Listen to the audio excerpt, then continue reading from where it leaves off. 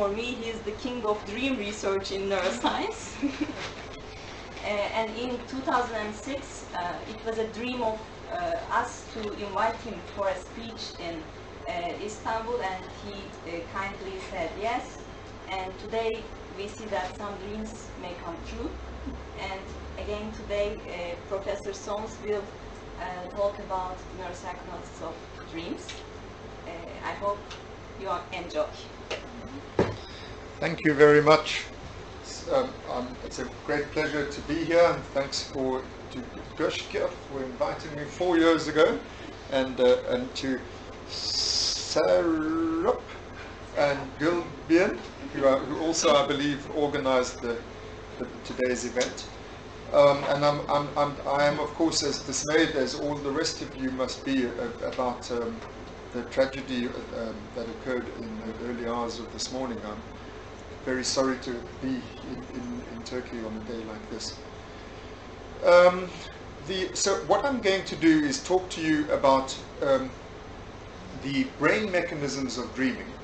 And I talk to you as a researcher in that field, but also as a psychoanalyst.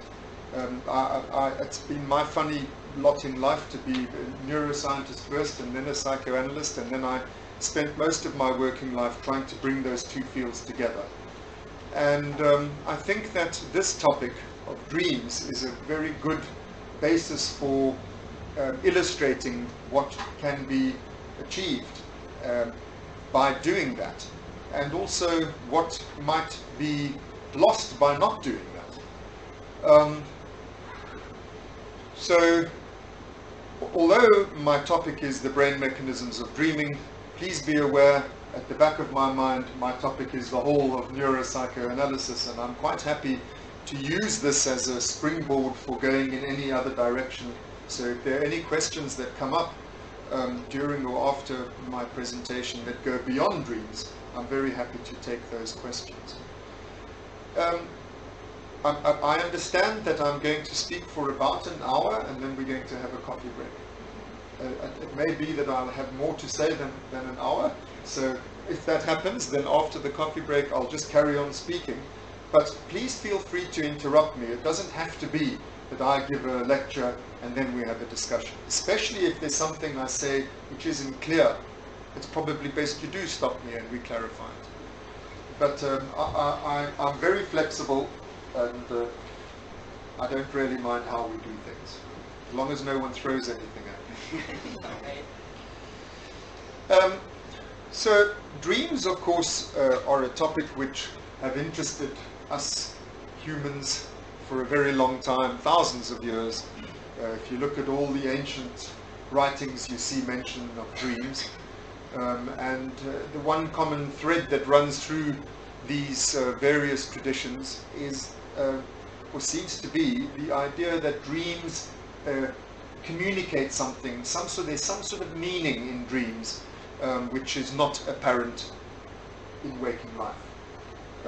Whether that be foretelling the future, or making contact with the spirit world, or with the ancestors, or messages from God.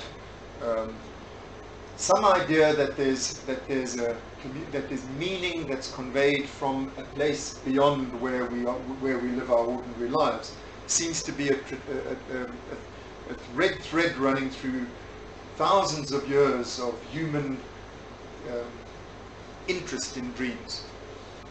In fact, it really still today is a subject that interests enormously the general public. I was quite shocked when I did my research, when I started to do my research on this topic in the mid-1990s. Suddenly, you know, journalists wanted to talk to me. They were phoning me up and tell me about your research. It's because it's about dreams, and it interests people. So, well, that's the background of it. Of course, the scientific background starts with Freud. It was Freud who was the first to, well, perhaps I should say a little bit before Freud, the beginning of scientific interest. No problem. You haven't missed anything. I'm just starting. just before Freud, scientific, what little scientific comment there was on dreams was mainly just to pour cold water on the idea that there was any special meaning, you know, that dreams were had mystical content, or that there was any point in concerning yourself with the content of dreams was sort of ridiculed by science. And so what made Freud's famous dream book so shocking was that he went back to the old folk ideas, the wisdom of the ages, and said, no, there is meaning in dreams. I, as a scientist, Sigmund Freud, as a scientist, tell you that, as a neurologist, that the dreams do in fact have special meaning. They are the via regia, the royal road to knowledge of the unconscious mind. If you follow the method that I recommend, then you can learn something special about the mental contents of your patient that you can't otherwise have access to. And the method, as you all know, was that the patient must just say everything that comes into their mind in connection with every element of the dream. It's the earliest sort of example of a systematic application of what became known as free association. The patient must freely associate to each element of the dream. When they do that, the thoughts that they spin, apparently initially random, in fact reveal a deeper continuity, that there's a kind of a linking of these different trains of thoughts that go from the different elements of the dream. And in this linking, it emerges that there's another story behind the dream. And Freud, as you know, used the terminology manifest content for the dream that you remember or that you experience and remember yourself experiencing. But he says that's just the surface. Behind that, if you follow these associative trains, you find another content, which he called the latent content. And this, of course, as I say, is like the old folk psychology, or the folk mythology about dreams, that there's a hidden meaning. And Freud not only claimed that if you follow this method, you will reveal this hidden meaning, but that this hidden meaning is always of the same kind, was the next thing that he claimed. That the hidden meaning was always in the nature of a wish, a heartfelt wish, an urgently charged wish, which was withheld from our consciousness during waking life. And the technical term that he used was a repressed wish. And the gap between the latent content and the manifest content, the transformation of the latent content into the manifest content, is on the one hand an attempt to fulfill that wish in the dream, and on the other hand an attempt to disguise that wish, because there is still some attempt to repress it. It's a very complicated theory. It's a very, I think, bold theory. It's a very unlikely theory. It's very difficult. It's counterintuitive. It's very difficult for people to believe. And when you look at the method involved, which is, you just say what comes into your mind, you can see why many scientists in Freud's day already were not persuaded, were not convinced that Freud's conclusions were correct. There were a small group of people around Freud who then became, the future psychoanalytical movement who were persuaded by him. But in truth, we in psychoanalysis get the wrong impression. We think, well, many people agree with this, but we have a very distorted view of the world, because the vast majority of people, they thought it was nonsense. They were really, Freud's scientific colleagues, neurological colleagues, by and large, they're stuck with the old idea, which is that dreams are meaningless, dreams are random, dreams are what happen when the brain goes to sleep. It doesn't work properly, it doesn't think properly, it creates this nonsense. It's like a drunken pianist, was one of Freud's teachers said. It's like a pianist when he's drunk, plays bad music, dreams are bad, chaos, confused, idiotic thoughts. And there's no meaning in that. That's how most scientists continue to deal with the matter of dreams to the extent that they bothered with it at all. Freud, on the other hand, thought he had discovered something profoundly, basically true about the mind. That what you see on the surface is not the whole story, that behind that there's hidden thoughts, and that those hidden thoughts work in a different way to the surface thoughts. The hidden thoughts are wishful. They're in the nature of urgent, heartfelt wishes which have their origins in our childhood, and which reveal our biological nature. They're instinctual wishes. They come from our instinctual life, and they're urgent and heartfelt in that sense, that they're like basic drives, like the animal that we, to Freud, so self-evidently are. You know, we're a species of animals, and in dreams you see this deeper layer of the mind emerging. So he thought that having learnt this about dreams, which he believed he had persuaded himself, convinced himself that this was the case, that dreams work like this, he then went on to think, well, if that's how dreams work, then how does the mind work that produces dreams? So he used dreams as a kind of a entry point into a model of the mind as a whole. And in his famous book, The Interpretation of Dreams, I don't know what it's called in Turkish, but you all know the book I'm talking about. In chapter 7 of that book, Freud sketches a model of the mind as a whole. And it becomes the first psychoanalytic model of the mind. And it's based on this idea. If dreams work like this, then how must the mind as a whole be structured? That's chapter 7. And I emphasize that because it shows just how important dreams are in psychoanalysis. That the whole of psychoanalytical theory, the whole psychoanalytic theory of the mind, started with a theory of dreams. It's easy to forget that. What Freud, I'll say it in a very brief way, what Freud claimed in chapter 7 of the Interpretation of Dreams was that the mind roughly has, and I'm going to sort of really summarize it also with later things he said, just so that you get the basic idea. The mind roughly has two parts. You know, the one part comes from our drives, and it's in the later theory it's called the id. In those early theories it's called the system unconscious, and it's wishful and it's energized by these instincts, and it's a very primitive type of thinking. It's there all the time, actively inside of us, but it's held down, held in check by the second part of the mind, which he called the ego, or the system preconscious conscious in the earlier theory. This is the mind that we experience ourselves to be, the ego, das Ich, me. But beneath that, although we're not aware of it, there's another part of ourselves, which is this driven, instinctual, emotionally dominated, primitive type of thinking. In sleep, the ego, it's greatly weakened. It goes to sleep. And so the id, the drives, the repressed, come to the fore.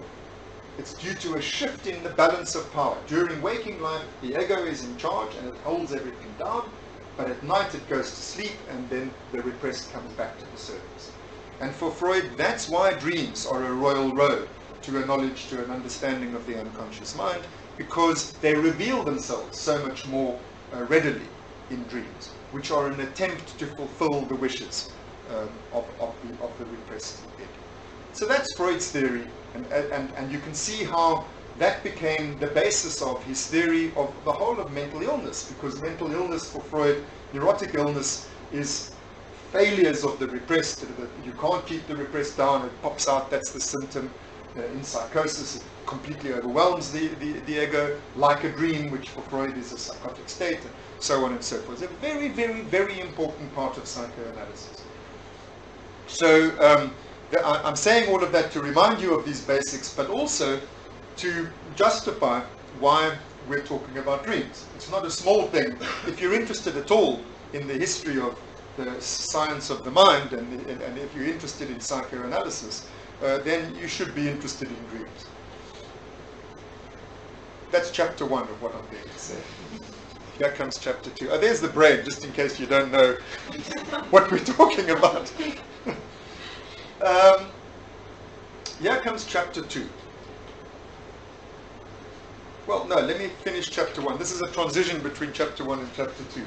Freud, I told you, not many people agreed with him, but a few did, and they became the Viennese Psychoanalytical Society, and then there was one in Berlin, and then there was one in London, and boom, boom, boom. And then, you know, came the threat of Nazism, and the Anschluss, and then all the psychoanalysts, most of whom were Jewish, they all fled out of Germany and out of Austria. Some went to England, many went to America, and there they came to dominate American psychiatry. They really came to dominate it enormously. There was a point in the middle of the 20th century where every professor of psychiatry, everyone, was a psychoanalyst. You couldn't get an academic position in any serious university in America unless you were a psychoanalyst. They completely dominated the whole field. So that's the bridge. Now we're in chapter 2. 1950s. There's two physiologists in Chicago. Their names are Azarinsky and Kleitman. And they're busy studying with this instrument called an EEG, electroencephalogram, which was invented by a German called Berger just before the war, but then it wasn't properly exploited because of the war. And then after the war, they started really trying to play with this toy, which measures through the skull, very crudely. It measures, no problem, it measures the electrical activity of the brain. So they were busy doing this measuring electrical activity in the brain, like everyone was those days. All the neurophysiologists were terribly interested in this machine, and they put it on their heads when they're doing this and when they're doing that, and while they're awake and while they're asleep. And while they were asleep, they noticed this very strange thing, which is that every 90 minutes, the brain suddenly becomes, well, when you go to sleep, no surprise, it goes, that's called slow wave sleep, because the waves go like that. And that's not surprising. But the surprise to Azarinsky and Kleitman was, after 90 minutes of that, suddenly it goes like that again, as if you're awake. But you're not awake, you're asleep. And then it goes again. And then after 90 minutes, it looks as if you're awake again, but you're not awake, you're asleep. So they start looking at the experimental subjects doing this strain. Their brains are waking up, but they're staying asleep. And they notice that their eyes are going tuk, tuk, tuk, tuk, tuk, tuk, tuk, while their brains are like this. There was a huge discovery. They called it paradoxical sleep. No problem. Hello. Right at the beginning, you haven't missed anything. They called it paradoxical sleep. For them, the paradox was that your brain looks as if you're awake. Physiologically, you're in a highly aroused state in your brain, but you're asleep. That's the paradox. Then, of course, they not surprisingly, they thought, well, there's another paradox in the mental realm that parallels this paradox in the physical, in the brain physiology realm, in the mind. There's the paradox that you're asleep, unconscious, but then suddenly you become awake, in the sense that you had highly activated mental life. You see things, you hear things, you're doing things full of emotion, full of feeling, but you're still asleep actually, that we call dreams. So there's this highly activated mental state in the middle of the unconsciousness of sleep, which seemed to closely parallel this highly activated neurological state in the middle of what otherwise is a tranquil sleeping state. So they hypothesized that this highly active brain state is the same thing as this highly active mental state that we call dreaming. It is what you see objectively, physiologically. If you look at the body, you see this brain state. If you're inside that body and you are the subject of that brain state, you experience a dream. Two different ways of looking at the same thing. So they tested this hypothesis. This is what scientists do. They make a prediction. They say, I think that when the brain's doing that, the person's dreaming. I predict, therefore, that if I wake them up when the brain's doing this, they'll be dreaming. let me see if I'm right or I'm wrong, you know, and they do it. They do the experiment. So, wonderful thing about the brain is you can do experiments on it, and you can answer simple questions. Am I right or am I wrong? You know, it's not so easy in the clinical situation to do this. So, a chap named William Dement, unfortunately, that was his name. William Dement and Kleitman, the physiologist that with Ozerinsky discovered this state, he tested the hypothesis by waking people up during REM sleep. This is, by the way, just a little graph to show you. Here you're awake, and then you go down, down, down, down, down into slow wave sleep, and then you go up to REM, and then you go down, down, down, slow wave sleep, up to REM, down, up to REM, down, up to REM, down, wake up. So that just sort of summarizes the situation. So what he did was he woke people up during this REM state. And what he found was that roughly 90% of the time, if you wake people up from REM sleep, they tell you a dream. And roughly 10% of the time, if you wake them up from these non-REM states, they tell you a dream. So that's 90 to 10. It's pretty near to 100 to 0. I mean, you can't expect 100 to 0 because, for heaven's sake, I mean, you know, these people are asleep. First of all, you've got to wake them up, and then, you know, they're not busy having the dream. They're remembering what they were doing before you woke them up, and you know, dreams are notoriously difficult to remember. So, you know, just 90% of the time to get a dream versus 10%, it's as good as 100 to 0. That was their conclusion. They said, our prediction is confirmed, our hypothesis is correct. Dreams are REM sleep. That is, the brain in REM sleep is the mind in dreams. It's the same thing. That was their conclusion. 1953. And they published it in a famous journal called Science, and they became famous scientists as a result. Now, there are a few other things that I might have to tell you about REM sleep, just so that you know. I don't know how relevant they'll be, but I'll just quickly tell you them. You can see that the REM stages get slightly longer as the night goes on. REM is an activated EEG and rapidly moving ions, which is why it's called REM, rapid ion movement sleep. But those are not the only things that happen during REM sleep. The other crucially important thing is that your muscle tone plummets. So you're literally paralyzed. From the neck down, you're paralyzed during REM sleep. You don't move at all. And we measure that with a thing called an electromyelograph. So we measure with the electrooculograph, we measure the eye movements. With an electroencephalograph, we measure the brain state. And with the measurement of muscle tone, we have the three main components. There are other things which we don't normally measure, but which come into it. Changes in breathing, heart rate, this sort of thing. Interestingly, there's a change in the genitals during REM sleep, which is easiest to observe in men, but there's an engorgement of genitals, so that in men there's an erection, highly predictable erection during REM sleep. I mention that because we'll come back to it later. So that's the basics. Now, what was so exciting about this was that, as I told you, psychoanalysis dominated American psychiatry. Psychoanalysis is based on this funny old method that I was talking to you about just now, you know, which makes many people not so convinced of its conclusions.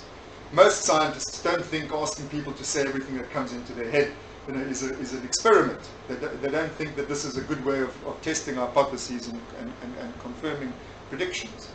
You know, and what happened among the psychoanalysts is Freud said, well, you always find this repressed wish. Jung said, no, you find this other thing. And Adler said, no, you find this other thing. And, you know, and Steckel the other thing. And then they're all, you know, beating each other up. And, you know, this is embarrassing in science. That nobody could prove the other one's wrong. You know, because the method, as I said, it's not an experimental method where you have competing hypotheses and you test them and the one is right and the other is wrong. It doesn't work like that. So they were very excited in America, in Chicago, when they found this. Because here was a biological marker of dreaming, an objective marker of dreaming. So now we know, on the basis of Dement's study, when the brain is doing this, when the eyes are doing that, and the muscle tone is doing this, the person's dreaming. That's, you know, we know it from the outside. Now we can do experiments. Yay! You know, this is what they think. And they were even more thrilled to find that it's not only us humans who do this. All mammals do it. All mammals have REM sleep. Why were they even more excited about that? Because they wanted to start snipping about, you know, sticking things into the brain and doing experiments, and you can't do it on us. You can, especially those days, you could with gay abandon, you know, do experiments on lower mammals. And so this started a huge industry called sleep research. And they started, by the way, there's one mammal that doesn't have REM sleep. It's an Australian anteater. Don't know why. So this is a human brain, but the experiments weren't done on human brains. Yeah, actually, that's a very important thing. I must point this out to you. The correlation between dreaming and REM sleep was established in humans. It's the only place you can, because the only species that can ever tell you about a dream is a human, because we can speak. We can say, I did this. This happened in my head. No other species can do that for you. Only us. Yes? Sorry to interrupt. You said that we could interrupt. You may interrupt, yes. In REM sleep, Yes. the body is completely paralyzed Yes. from neck down. Yes. Why is that? I never heard of that. Why is it paralyzed? Well, if you accept that dreaming and REM sleep are the same thing, you can see why it might be a very good idea to be paralyzed, because otherwise you'll run about and, you know, do all the crazy things that you're doing in your head, you'll do in your body. So what happens in the nucleus? There's a part of the brain called the nucleus locus ceruleus complex here, which sends neurons down to the spinal alpha motor neurons and switches them off, and it literally paralyzes you. That nucleus locus ceruleus is a very important part of the brain in REM sleep.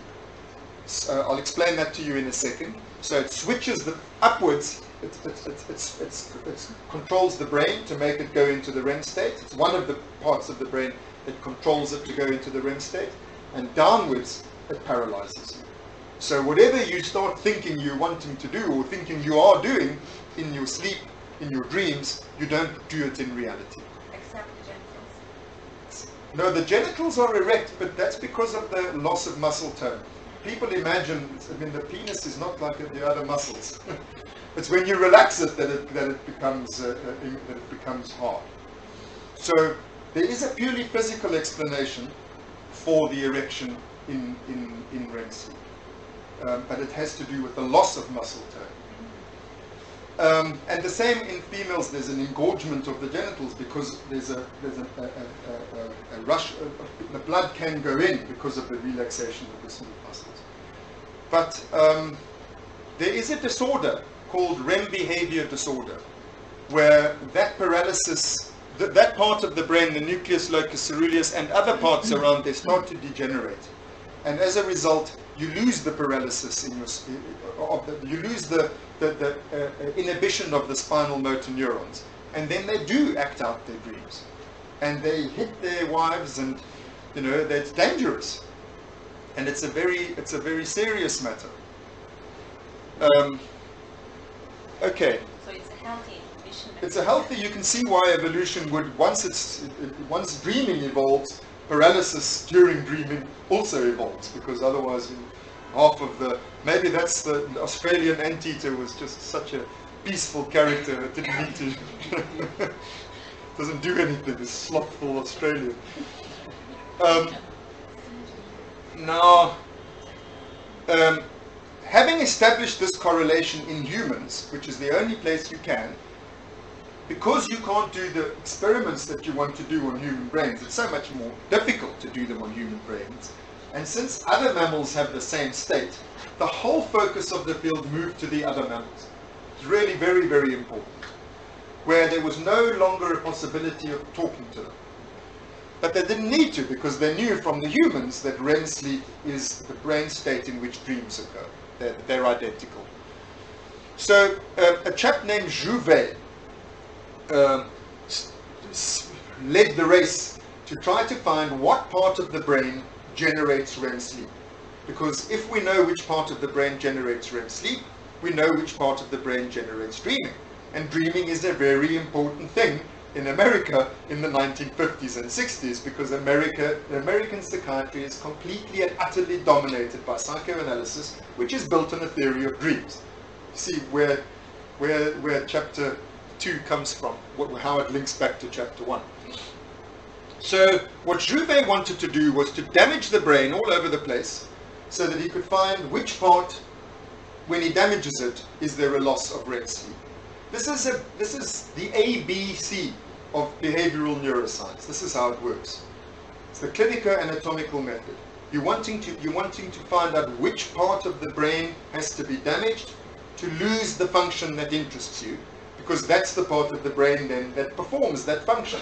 Very simple. That's the other wonderful thing about neuroscience. You know, it's that it's so simple. I mean, it's really like fixing a car. You know, it's like you turn the bolt this way and it goes tighter, and you turn it this way and it goes looser. You know, if only the life of the mind was so simple.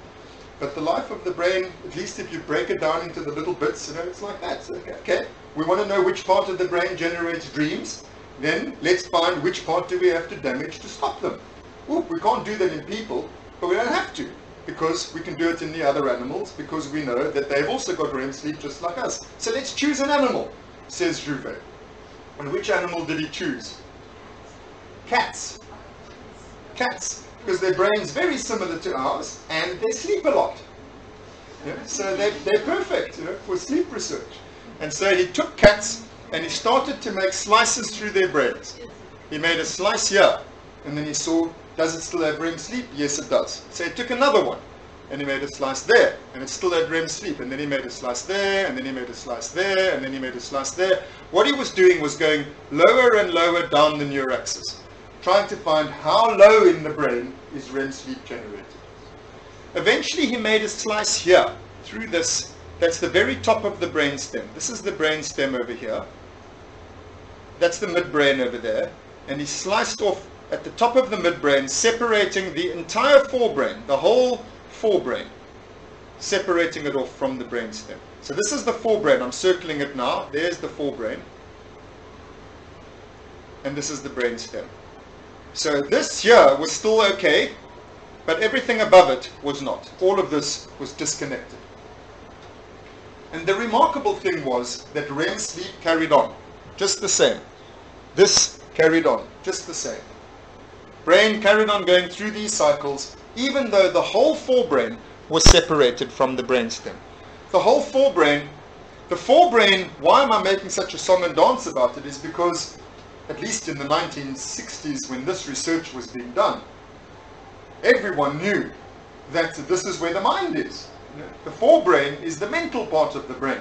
It's where you see, it's where you hear, it's where you smell, it's where you feel feelings, it's where you store memories, it's where you make intentions. All of this stuff is forebrain stuff. All of this mental stuff is forebrain stuff. And what Jouvet was showing was that you can remove the mind from the body and dreaming sleep carries on. So he carried on, cutting away, cut, till he got down to there. See where that black line is? Once he got down to there, he started to interfere with REM sleep. And so the conclusion was that REM sleep is controlled from this part of the brain. That part of the brain is called the pons. It's a very basic part of the brain. I mean, here's the spinal cord. It doesn't even qualify to go onto the slide. Here's the spinal cord. Here's the medulla oblongata. And here's the pons. It's stage 2. Yeah? It's the second lowest part of the brain. And the kinds of things that are organized at that level of the brain are very basic functions, like heartbeat and respiration and muscle tone and things like that. You know, so all of these things that, and as far as the forebrain is concerned, it's just basic switching on the lights. You know, switching up the volume, switching down the volume. There's no content, there's no thoughts, there's no feelings, there's no intentions, there's no Oedipus complex. It's just like switching on the lights, switching off the lights. So Jouvet says, well, sorry to my friends, you psychoanalysts, but REM sleep comes from the same level of the brain as heartbeat and breathing and things like that. Now, that was in 1965 he published this famous paper, proving that REM sleep was generated and therefore dreams were generated from the pons. Cats. In cats, yeah. Then came his student Hobson, a Struve student, and he decided to take things further. He wanted to know what exactly is going on in the pons that generates REM sleep and dreams. And he did a series of beautiful experiments from which he was able to conclude the following. There are cells in the brainstem, in the mesopontine tegmentum over here, which, as they normally fire like this, but as you go into REM sleep, they go like that. They fire fast when you go into REM sleep. When you go out of REM sleep, so these ones switch REM sleep on. That's what he proved.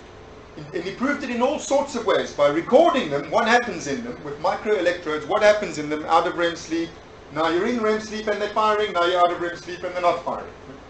And he also injected into them the chemical that those neurons secrete. Those neurons secrete a chemical called acetylcholine. They're cholinergic neurons, and they send them all the way up into the forebrain and activate the forebrain cholinergically. He artificially switched them on, artificially produced REM sleep, lesioned it, damaged it. No more REM sleep. It's everything under the sun. When I say he did beautiful experiments, I mean it. He absolutely proved that when you're in REM sleep, these cholinergic neurons are active. When you're not in REM sleep, they're not. And there's a causal link between them, because you can cause REM sleep by switching those neurons on, and you can switch REM sleep off by switching those neurons off. There were two other groups of neurons in the pons. The one I was talking about just now, which is the nucleus locus ceruleus, which is the one that paralyzes you. It releases a chemical in the forebrain called noradrenaline. And there's another one called the dorsal raphe nucleus over here, which releases a chemical in the forebrain called serotonin. Now these two, the nucleus locus ceruleus and the dorsal raphe, they do the opposite of the cholinergic neurons over here. They go down when you go into REM sleep. So I'll summarize it. I know most of you don't normally talk this like me trying to talk Turkish. So I'll say it very simply. There are three groups of neurons in the pons. Three groups of neurons in this part of the brain that control REM sleep. The one switches on during REM sleep, and it activates the forebrain with acetylcholine. The other two switch off during REM sleep, and that demodulates the forebrain, because serotonin and noradrenaline are neuromodulators. So they make the forebrain more crazy. So it takes away the modulation of serotonin, takes away the modulation of noradrenaline, and switches on acetylcholine. So there we have the basic switch of REM sleep. It's a brain which is highly activated by a chemical called acetylcholine, which focuses the mind, zing, like this. And then, you all know serotonin, you've all heard of because of the antidepressants that increase your serotonin. Well, in REM sleep, your serotonin goes down. So all of that sort of smoothing off that serotonin does, not there. And same with noradrenaline. So you have a spiky brain zinged up with acetylcholine, and all the nice soft stuff is gone, and that's REM sleep. And what is the relation with dopamine and dopaminergic system? Well, in recent years we've been able to unpack that, but at that stage the question is about dopamine and how does that relate to acetylcholine. At that stage, all they knew about dopamine, in fact it was Hobson who first showed this, that although these other bioamine systems, which is what we're talking about, they change. One goes up during REM sleep, other one goes down, and then you go out of REM sleep, that one goes up and the other one goes down. Clearly these are the guys controlling it, was his conclusion. Dopamine stays the same. Awake, slow wave sleep, REM sleep, slow wave sleep, awake, just boom. That's what they thought in the 1970s, okay, which is where my story is. 75, Alan Hobson publishes his famous paper where he said this, what I've just told you. Then straight after that he published another paper in the American Journal of Psychiatry. Well, in fact, first he presented it to the annual meeting of the American Psychiatric Association. Remember, 70s, psychiatry, America equals psychoanalysis. And Hobson came like David to Goliath, or who's the guy who went into the lion's den? Daniel or something. I don't know, there's a story about somebody going into the lion's den, and there's a story about slaying a giant with a stone. I'm sure that's what Hobson thought he was doing. And he went in to the American Psychiatric Association meeting and he gave them a lecture about what I just told you, and he added the following. He said, if this is how the brain operates during dreams, let me explain to you what makes dreams.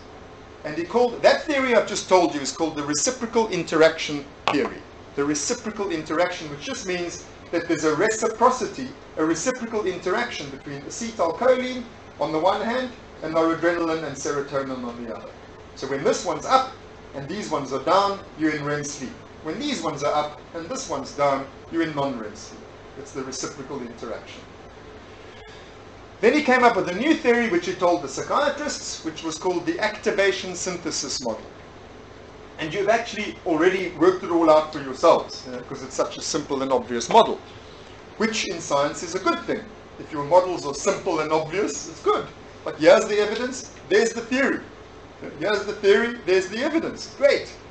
So Hobson says, there's the evidence, let me tell you the theory. His theory is, during dreams, the forebrain, that is to say, the part of the brain that makes thoughts, feelings, images, wishes, volitions, etc., the mental part of the brain, is switched on. It's activated by acetylcholine. And it's demodulated by serotonin and noradrenaline. So it's activated in a super out of control way. That's point one in the theory. That's the activation half of the activation synthesis theory. The synthesis half is poor forebrain. Now it's activated. What does it do? It has to connect all the things together because it's a forebrain that sees things and it hears things and it thinks things and it feels things. In themselves meaningless, random firings. In themselves mindless. Please note, it's because what's causing it is activation from below, chaotically, meaningless random firing. Normally when the forebrain fires, it's in response to a stimulus. It's like, I'm seeing that thing, it must be out there, the thing I'm seeing. It's activated my retina, goes boom, boom, boom, boom, boom, to my forebrain, and I see a circle. And it means there's a circle out there. But when it's activated from below, it sees circle, square, triangle, and what does it mean? It means nothing. It means, I don't know, I can't help it, I'm activated. And then all the different parts of the forebrain are activated. So you're seeing things, hearing things, they've got nothing to do with each other. With us, when awake, you see like a cat, and then you hear meow, and then you think, yes, that's the sound that a cat makes. It means something. But in your dreams, you see a cat and you hear roar. That's like a kind of mad thing that can happen in a dream, because they don't have to be connected to each other. So the poor forebrain, says Hobson, has to connect them, has to synthesize them, because that's what the forebrain does. It makes an episode. It makes a moment of conscious experience. And in this moment of conscious experience, we have a whole lot of them, you've got a little story. It's called a dream, in which mad things happen, because the brain is chaotically activated. So you hear things making the wrong sounds, and you see things walking backwards, and you see now it's a cat and next thing it's a dog, and now it's a cat and now it's gone, and now I'm 10 years old and now I'm 50 years old, and now it's my mother, now it's my daughter, it doesn't matter, now it's my school teacher, now I'm the teacher, so, well, Give us a break. What do you expect? I mean, it's a randomly activated, chaotically activated by acetylcholine, zzz, you know, with no serotonin and no noradrenaline, and it does the best it can, and it makes a story out of it. It makes an experience out of it. It synthesizes all those activated images. So that's the activation synthesis theory of dreams. 1977, Hobson formulates that. And he says, cholinergic, that's acetylcholine, cholinergic brainstem mechanisms cause REM sleep and dreaming. Dreaming, they dream, or REM sleep and dreaming, REM sleep and dreaming, have no primary ideational, volitional, or emotional content. In other words, dreams are not caused by emotions or volitions or ideas. They're caused by cholinergic brainstem mechanisms. You know? Secondarily, you have ideas, volitions, and emotions, but they're not what causes the dream. Dreams are not about that. You know, the cause is mindless. Very important that you understand that part of his theory, that the cause is mindless and meaningless, utterly mindless and meaningless. Then the ideas and the emotions and the things, the volitions that are meaninglessly and mindlessly activated get joined up with each other, and that's a dream. Passive. The mind is passive in dreams. The mind doesn't cause the dreams. The mind is activated by the brain, by the meaningless, mindless part of the brain into having a dream.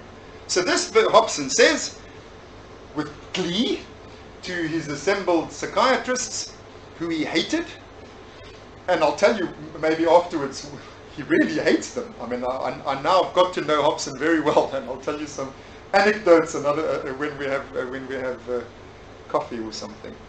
But after he gave his lecture, 1976, in the American Psychiatric Association meeting, a vote was taken from the assembled American psychiatrists, dominated by psychoanalysis, and the vote was, does Freud's dream theory have any scientific credibility in the light of these new findings? And guess which way the vote went. Even though the audience was largely psychoanalysts, the vote went against psychoanalysis, it went against Freud. 2/3 of the audience of the American Psychiatric Association in the fall 1976 annual meeting voted Freudian dream theory has no scientific credibility anymore. And it was a momentous day in the history of American psychiatry, and a momentous day in the history of psychoanalysis. I don't mean everything pivoted around that day, but it was a nail, a big long nail into the coffin. Donk. You know? Freud. Poor Freud. Poor American psychoanalysis. Poor me. Poor all of us. And there was Hobson. 1977 he published it in the American Journal of Psychiatry, and he was king of the world. From then onwards, 1977, dream research, which had been quite active, I mean, from the 50s when they discovered REM sleep until the late 70s, you know, they had this wonderful tool that they knew when the person was dreaming, so they could do all sorts. They could stimulate him and say things in their ear, and you know, give them little tachistoscopic flashy images before they go to sleep and see if they come up in the dreams, and they could take people who, you know, depressed and people who not depressed and wake them up in REM sleep and compare their dreams, and they could see on a day when you've had a sad experience, what are your dreams like then? And they could wake up people in China and people in India and people in Brazil and people in America and see if their dreams are the same or if they're different, and you know, wonderful, girls and boys, everything. Suddenly, boom, you know, what's the point of researching dreams? Because, it's like the dreams are meaningless nonsense, you know. So the funding dried up, the scientific interest dried up, dreams bombed out, you know, like the whole of the rest of the mind, you know. It's like, and everyone started tinkering with the chemicals, and it was so much more gratifying. And that's the end of chapter 2 of my speech. And now here comes chapter 3. I've talked a long time already. Okay. I've got a lot more to say. So, Now, I told you about the ABCs of behavioral neuroscience. The ABCs are, if you're going to say a certain part of the brain performs a certain function, then you damage that part of the brain, and your prediction is that function will be lost, or at least severely impaired. And that's what they did with the cats and the REM sleep. Once Jouvet had said that's where the REM sleep starts from, then countless people proved the same point by damaging their little cats' ponds, and all of their cats also stopped having REM sleep, and that's called confirmation, of what's called the replication. And then they did it with mice and rats, and the same thing happened. They never did it with us, but they don't have to do it with us, because every now and then it happens to us anyway. We have strokes, we have tumors, we have all these shocks that flesh is heir to, and you just have to be a little bit more patient with the humans, but eventually it happens. And so there were papers published on human cases with damage in the ponds. They stopped REM sleep. Cats stopped REM sleep, mice stopped REM sleep, rats stopped REM sleep, guinea pigs stopped REM sleep, you name it. So, it's absolutely clear from the ABCs that that's the part of the brain that generates the REM sleep. The activation in the activation synthesis theory, the synthesis, however, is forebrain. So it's the archaic brain, you mean? The archaic brain, yeah. The ancient archaic brain stem is where the activation comes from, specifically that part.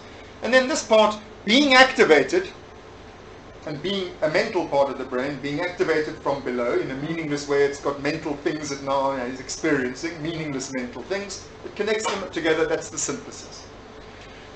So I came along into this scene in the mid-1980s. I was young and handsome.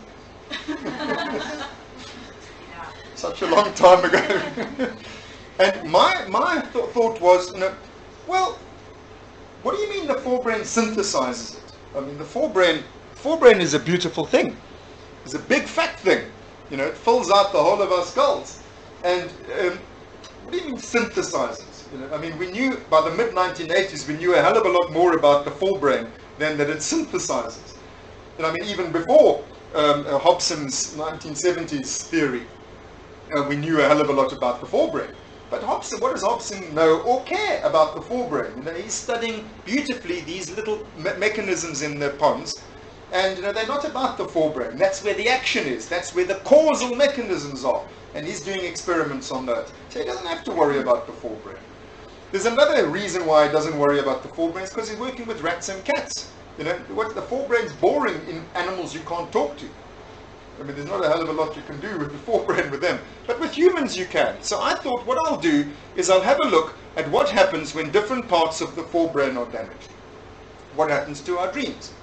Because we know with every other mental function, you damage different parts of the forebrain, different things happen. Like you damage the left perisylvian region, you lose language, or aspects of language. You damage the right perisylvian region, nothing happens to your language. So that's interesting.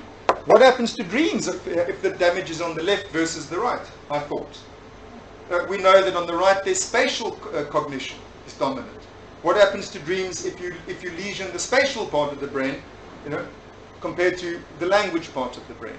What happens if you have lesions in the frontal part of the brain, which is all about planning and our goal-directedness and all of our logic and our reasoning and all of that? What happens to dreams when that part's damaged? Because in dreams, you don't have a hell of a lot of reasoning and goal-directedness and planning and rationality. So I was interested in that. What happens if the damage is here, in the visual part of the brain? Because dreams are so visual. What happens? Do you have non-visual dreams, for example? I thought, maybe not, who knows? Let's see. So, unlike Hobson and Jouvet, I didn't start damaging all my patients' brains. I was much more patient, and I just sort of waited for them to come. And when they came, then I asked them about their dreams. And firstly, that's all I did. At the bedside with my patients, patients with left hemisphere lesions, do you still dream at night since your stroke? Tell me, have they changed? The ones with the right hemisphere, do you still dream since your stroke? Have they changed? Then ones with occipital lesions, ones with parietal lesions, ones with temporal lesions, ones with frontal lesions, blah, blah, blah, blah, blah. Hundreds of them. Because you have to do it with hundreds of them before you can see, whether there's any common findings. So there were common findings, not surprisingly, because the same applies to every mental function. You take language, you find damage to different parts of the brain has different effects on language. Memory, damage to different parts of the brain has different effects on memory. Blah, blah, blah, blah, blah. Why not the same with dreams? Of course it will be the same with dreams. So I found, yes, that's the same with dreams. Then I took my patients and I put them in sleep laboratory, because I don't want to just ask them at the bedside, and I want to see if you wake them up during REM sleep. Do you have the same, can you confirm that in REM sleep their dreams are like they say they are? It's the closest you can get to direct access to a dream report. And most important of all, you want to see, are there clusters where you get the same phenomenon happening with damage to the same area? You know, because there's no reason why everybody with a right parietal lesion should lie in the same way about their dreams. You can never see their dreams, you know, but if they're all reporting the same thing, well, for heaven's sake, it's because it's happening, you know. So that was my approach. This is chapter 3 of my talk, and that's what I did. And here's a summary of my findings. I have a question here. Did you work with blind people or people with visual defects, and is there any difference in their dreams? I worked with people who sometimes were blind, most of the time were not, but only the blind people who became blind as a result of damage to their brains. So it's not peripheral blindness, it's central blindness. Now, I will just quickly tell you that with peripheral blindness, it depends when you go blind. If you're born blind, you have non-visual dreams. If you have sight when you're little and then you go blind, you carry on having visual dreams even though you're blind. So that's the peripheral blindness, 2 groups. All has to do with whether it's acquired or congenital blindness. When it comes to the brain, it matters whether it's this part of the visual brain, actually I should rather show you here. Or maybe I should show you. Yeah, I should. Sorry, the cerebellum's in the way there. This part of the visual brain is called the primary visual cortex. It's area 18 and 19, or V1 and V2. These are the technical terms for it. Then this part of the brain is also visual, but it's secondary visual cortex. And in fact, as it goes down here, it becomes tertiary, and up there, tertiary. So this is the low visual brain, where if you damage the brain, who asked me? It was you. If you damage the brain there, you go blind. If you damage the brain here, you go not blind, you can still see, but you can't recognize what you're seeing, or you see things in a strange way, all distorted, or you see things in black and white, or you can see faces, but you can't recognize them.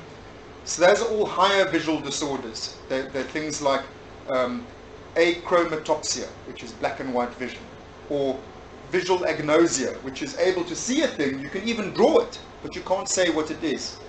You don't know what it is. It's a form without any meaning. It's quite amazing. You see the patient draws a house, you say, what's this? They say, I don't know. You say, draw it. They draw it. It's a house. You say, what is it? They can draw it perfectly. They say, I don't know. I don't know what it is. It's a sort of square thing with the pointy thing on top. Or they look at themselves in the mirror and they say, that's a face, but I don't know whose face it is, etc. They also see dreams. These are higher visual disorders. These patients with the higher visual disorders, they have the same visual disorders in their dreams. So if you see black and white in waking life, you see black and white in your dreams. If you can't recognize faces in waking life, you can't recognize faces in your dreams. If you have achinotopsia, which is where things go in a jerky way like this in your waking life, same in your dreams. But if you're blind from damage there, you're not blind in your dreams. So there's a distinction. Higher visual functions are affected in dreams, lower visual functions are not. So you have patients who have a thing called a hemianopia, where they don't see anything on the left, they're blind on the left. In their dreams they see both sides. You have patients who are completely blind in waking life, both sides, and in their dreams they see everything just fine. So that tells us something very interesting, which is that in waking life the information comes from the outside, enters there, and goes in that direction. Whereas in dreams, they come from this side and go in that direction. Because the damage over here is more primary than over there. There you can do without it. Whereas in waking life, it's the other direction. Which of course has to be so. Dreams, you're not perceiving things from the retina to V1, V2 and upwards. You start off with something inside of you which then goes backwards. And it doesn't need the input part of the brain, because you've got the memory part, the visual memory part over here, is all you need. But that's not by any... I'm glad you asked the question, because I'm able to tell you as a result of that, there are a lot of things I found. All these different colors tell you different things I found. But I haven't got time to tell you all the things. I'll only tell you the really important ones. I'll tell you in a few minutes the really important things I found, and that's the end of chapter 3. And then we'll have coffee, and then I'll come back and tell you more. If you want to break for coffee now. Okay? 10 minutes. Okay, because I'm happy to finish my whole story and break for coffee. You decide while I'm busy telling you the major findings. Okay. The first thing that I found is in this dark blue over here. Patients with damage there. Oh, let me tell you, this is the front of the brain. This is the bottom of the brain. Slices. This is slices through the brain at the bottom, slightly higher, slightly higher, slightly higher, slightly higher, till you get to the top of the brain there. So that's a slice through here. This one is a slice through there, sorry, there, that one. And this one over here is a slice through here, the very bottom. And then all the others are from bottom to top. So that's bottom of the brain going higher, higher, higher, higher. Okay. And that's the front of the brain, and that's the back of the brain. In each one of these pictures, that's the front and that's the back. Okay, now, the dark blue, which is in the front, all the way up, okay, that's called dorsolateral prefrontal cortex. It's this part of the brain, here. It's this.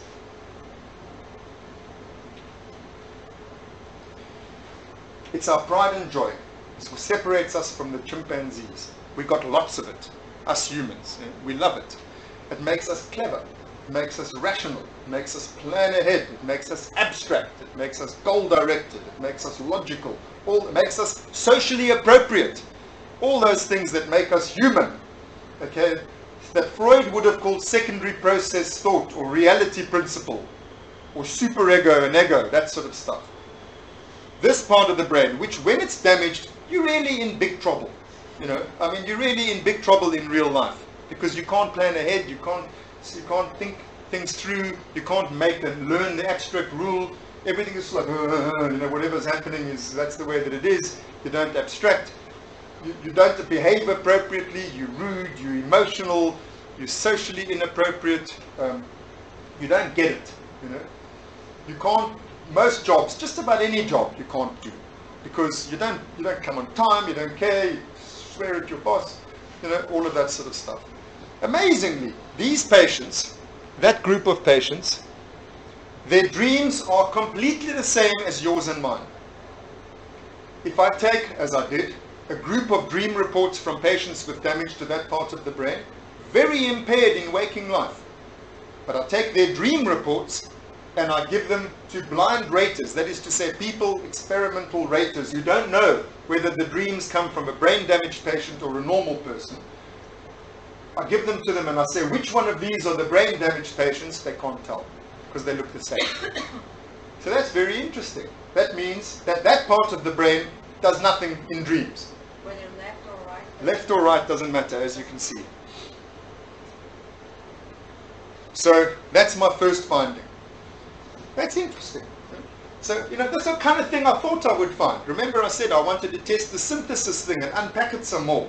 And not just say the forebrain synthesizes. So now we can say, yeah, the forebrain synthesizes the activations during dreaming, but not all of the forebrain. In fact, the frontal part of the forebrain does nothing.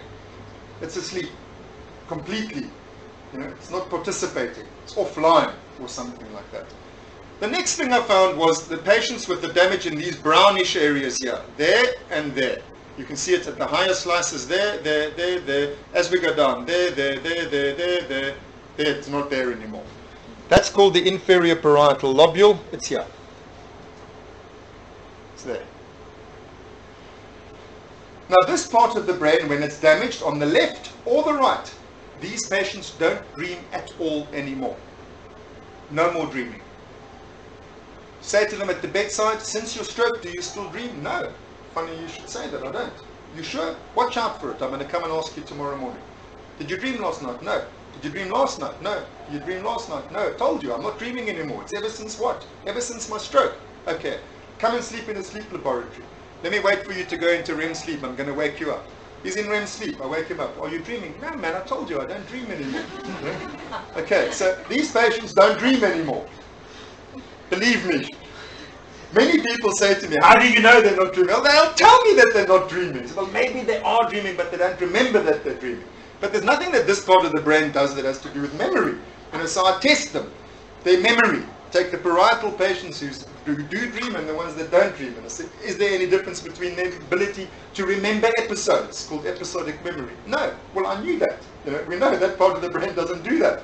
So, then I take patients who do have episodic memory deficits as a result of lesions to the hippocampus, which, you can't see it, but it's in there. You ask them, do you dream at night? They say, I can't remember. I say, why not? They say, because I'm amnesic, I can't remember nothing. So then you take them, you put them in a sleep laboratory, you wake them up from REM sleep, you say, are you dreaming? They say, yes. You say, really? What did you dream? I dreamt this, this, this. Oh, wow, that's really interesting. So, would you like some water? What did you say? What was the dream? What dream? I can't remember it anymore. That's what they do, because they're amnesic. So the amnesic patients do still dream.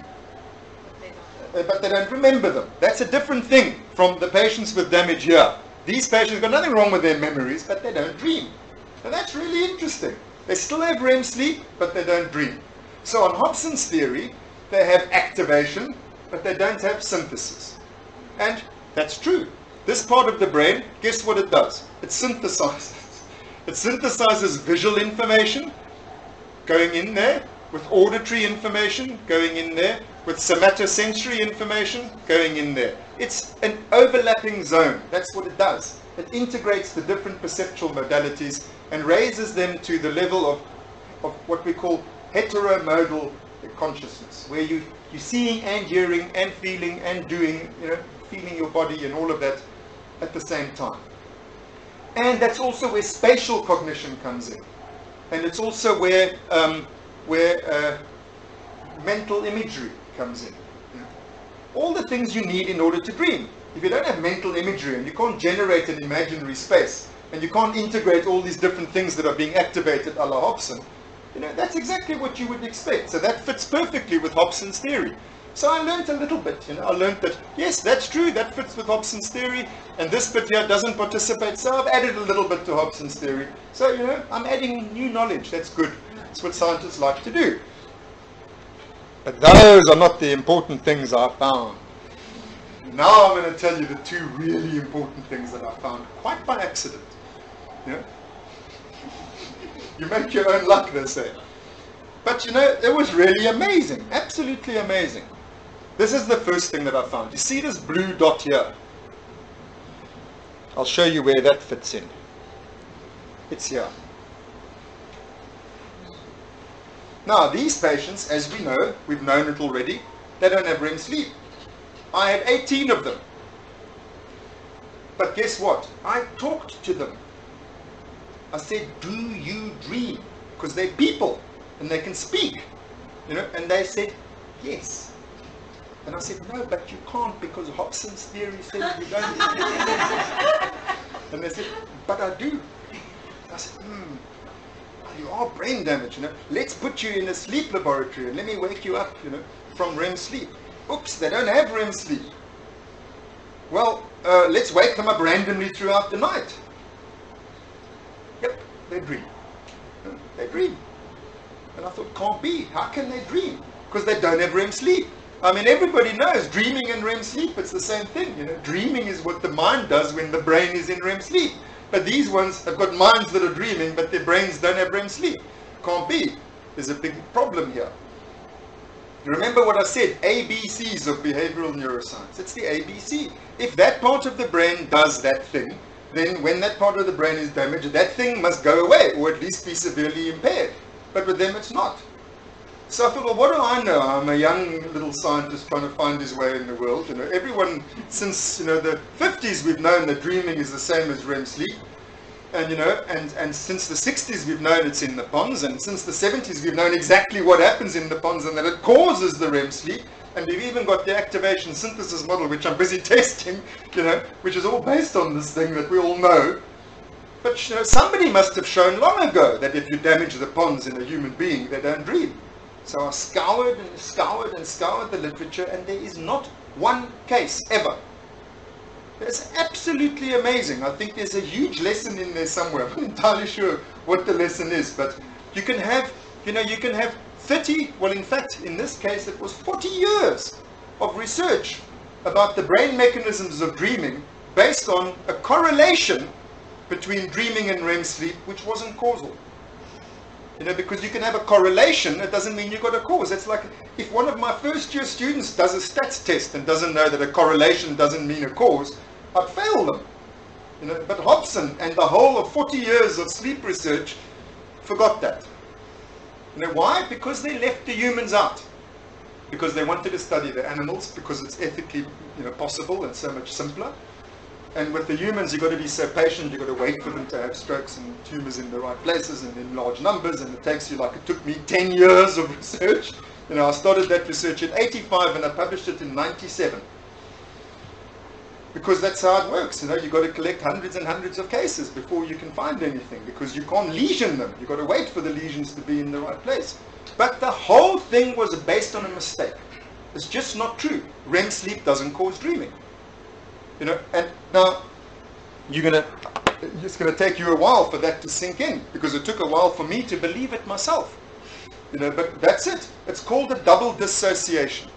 A double dissociation is one of the basic paradigms in my field, which works like this. If this part of the brain performs function A, there's function A. This part of the brain performs function A, and this part of the brain performs function B. That means these are two different parts of the brain, and these are two different functions. So if you damage this part of the brain, nothing should happen to function B. And if you damage this part of the brain, nothing should happen to function A. You see, that means they're two separate things. That's what we find with dreaming and REM sleep. You damage this part of the brain, you lose REM sleep, but nothing happens to dreaming. You damage this part of the brain, you lose dreaming, but nothing happens to REM sleep. It's a double dissociation. They're two different things.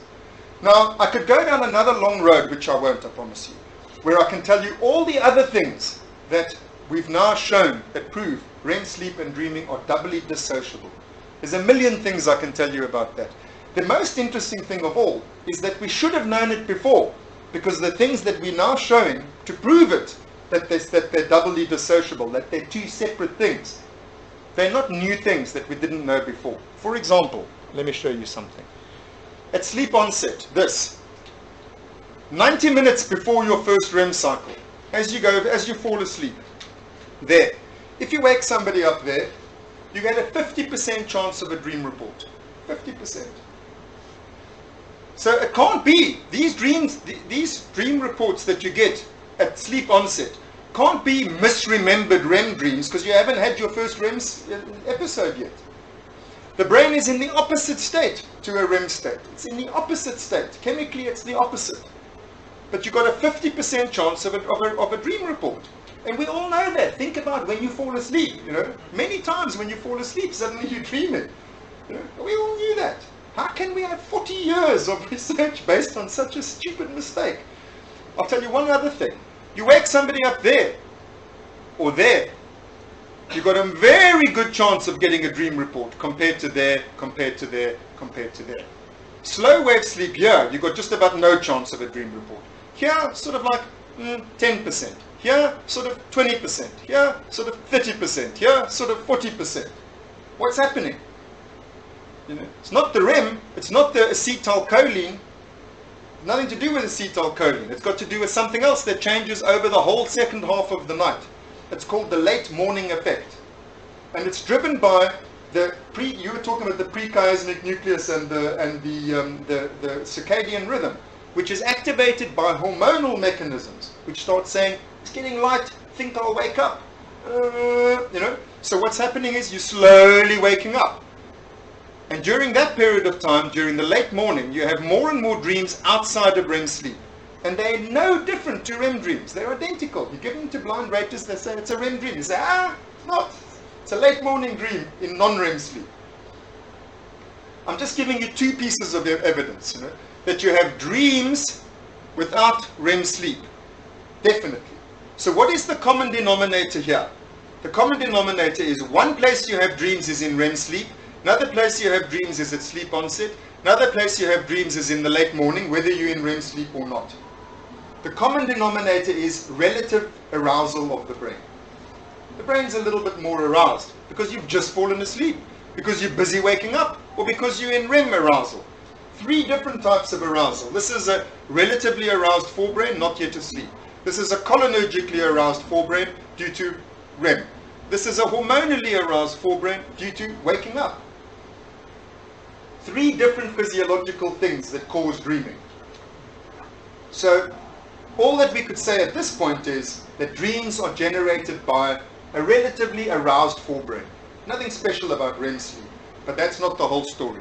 Now I'll tell you about my last finding, which is the thing that really puzzled me and excited me. And that's this. You see the red dots? The red one's always the most important, like your flag, you see. The red ones, patients with damage in these red areas here, on both sides simultaneously, stop dreaming too. Just like these ones, here it's no surprise that they should stop dreaming, because as I told you, this part of the brain is necessary for visual imagery and for spatial, to generate a mental imaginary space in which things can happen. You need parietal lobes. But what this part of the brain does, heaven alone knows what it's got to do with dreaming, because it wasn't obvious to me. I mean, when the first time I got a patient with damage there to the bilateral ventromesial frontal white matter, I'll show you where it is, it's here, there. In the white matter, not the cortex, not the grey matter, not what you're seeing there, the white fibers underneath there, inside. You see, in this cut of the brain, oh, here I can show you. There it is. These are these patients. It's inside in the white part of the brain on both sides simultaneously in the frontal lobes at the bottom. The first time I saw one of them, I thought, oh no, you know, I was finding that it's always here, it's always parietal, and now here's one that's completely the wrong place. And then, oh no, another one, and oh no, another one, you know, till eventually I had 9 of them. 9. It's not a lot. I had 365 cases in this series, and 9 of them had lesions there. And I wanted to not see them, but they were there, you know. So what can you do? I mean, they were there. There were 9 of them. And they really were there. You know why I say that? Because it's very unusual to get bilateral ventromesial frontal white matter lesions. It's very unusual. It doesn't happen easily. So, you know, like there's a kind of a tumor that comes off the corpus callosum and has 2 wings that go down. It's called a butterfly glioma. 5 of these patients had butterfly gliomas. So whenever I get a butterfly glioma, I think, I know this one's not going to dream, doesn't dream. You know, so you sort of know. With the sinuses here, if you get sinusitis in the frontal sinuses, you can get brain abscesses, especially if you're in Africa, which is where I was, you know, and you don't get proper treatment. So you get these frontal abscesses from frontal sinusitis. They don't dream. I had one patient with a knife wound, which went in the orbit and cut across the frontal lobes over there, and he didn't dream. So I knew it's true, definitely. Here's another lesion site. So I was most disturbed and most intrigued, you know, by these 9 patients, but also there are only 9 of them, you know, it's not enough to really. So the first thing I do is put them in the sleep laboratory, and of course they're having REM sleep, normal REM sleep, so that's nothing to do with REM sleep. Again, proof that these are 2 different things, but they're not dreaming. Not a sausage. The ones with the parietal lesions, they tended to recover. Within 1 year, all but 2 out of 44 patients that I followed, all but 2 of them had recovered within 1 year. These patients just didn't recover. They never recovered. So, shall I break off my story here? I'll break it off after one more fact, and then do you want us to have coffee, or do you want me to finish the story? If I finish the story, it will take about another 20 minutes. We can have a break. Yeah. Okay, so I'll tell you one more fact, then we'll have coffee. But you must remember, while we're having coffee, I can't tell you the rest of the story. Only allowed to ask questions about the past. I looked at these scans of these 9 patients, and I don't know if any of you remember or any of you recognize anything about these scans. But there's something very special about these scans. Yeah. Huh? Rorschach. I'll tell you what's special about them. You know, I told you I only had 9. But this is exactly where they used to deliberately cause damage, in prefrontal leucotomy. There was an operation done on thousands of people, and the operation was there. In the old days, they did an operation called prefrontal lobotomy, where they went zick and they cut the prefrontal lobe off. Why did they do that? Because the patients were completely uncontrollable and unmanageable. They were psychotic, out of control, positive psychotic symptoms, hallucinating, delusional, agitated, disorganized cognition, completely unmanageable. What could they do? They could strap them down. You know, I mean, there's like nothing they could do with these patients. So some guy, Moritz, remembered Monitz, yeah, he remembered something about monkeys or something that this operation sort of like really changed them. So, you know, I'm not here to blame anyone. They did that operation on these patients, and it really changed the psychosis. You know, they became much more manageable. They also, some of them died because you can have infection, you can have bleeding from the operation. Those that didn't die, although they had far fewer hallucinations and delusions, you know, they were pretty useless because they'd lost their prefrontal lobes. I already told you, it's our pride and joy. It's what makes us human, you know. So what they did was they tried to find where could they make a smaller operation, cut just a small piece of brain, and get the symptoms under control without all of this risk of mortality and morbidity. And eventually they decided, a chap called Freeman, a surgeon called Freeman, Walter Freeman, he found that if you cut it just there, in the white matter, exactly where my patients had their lesions, it's in the white matter just under, he described it, he said you must sever the white fibers just beneath the anterior horns of the lateral ventricles in the ventromesial quadrants of the frontal lobes. It was called the orbital undercutting procedure of Freeman and Watts, modified prefrontal dichotomy. And that's that operation. They did it on hundreds of people. And the consequences of that operation were loss of hallucinations and delusions, and loss of motivation, which is what I saw in my 9 patients as well. Lethargic, aspontaneous, akinetic, not interested in anything. It's not that they're paralyzed, they just don't care. They don't have any oomph. They just, you can make them do, you can say, do you want some tea? They say, okay. Then you say, well, why don't you make it? Okay. You say, come, get up. So, make the tea. Oh, okay. You know, it's like they can do it. It's not that they're apraxic or paralyzed, just they don't want to do anything.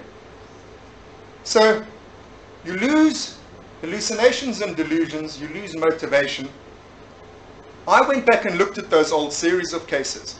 There was 2 series published by by an American called Jerome Frank, where he describes what happens after this operation in hundreds of cases. The first series was 300, the second one was 500 or something. There was an Englishman called Partridge, 800 cases. There was a German called Schindler, I don't know how many hundred cases.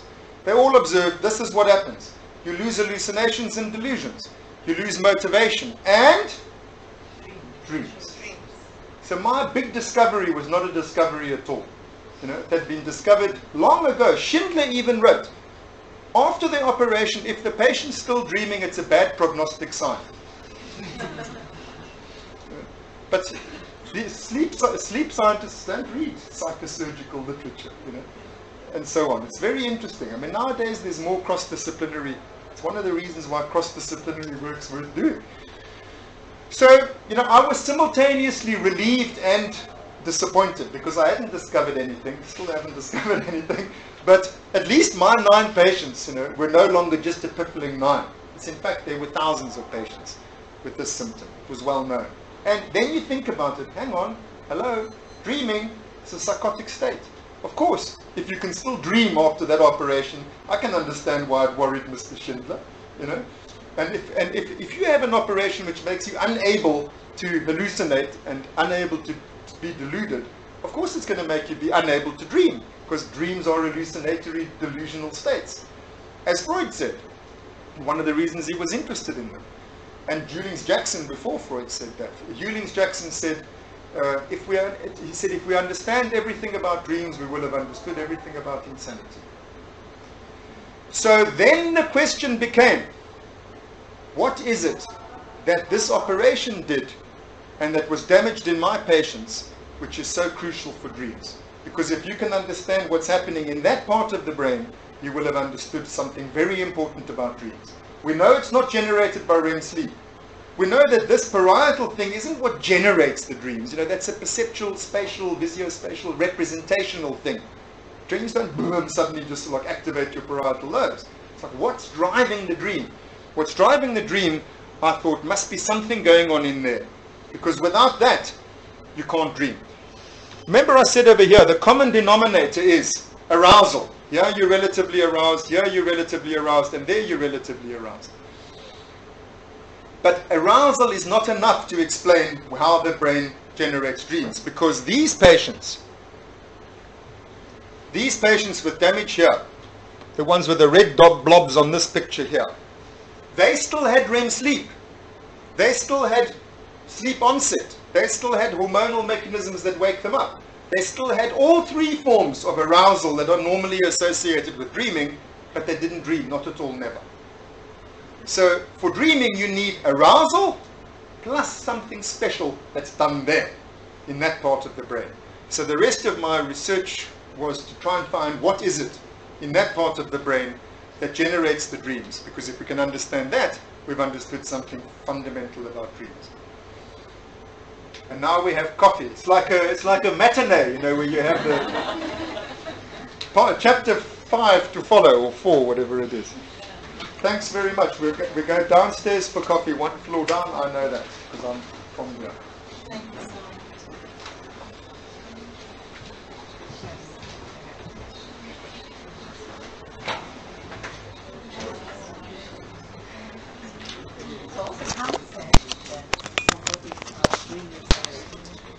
Many people, you know, it's like the suicide of the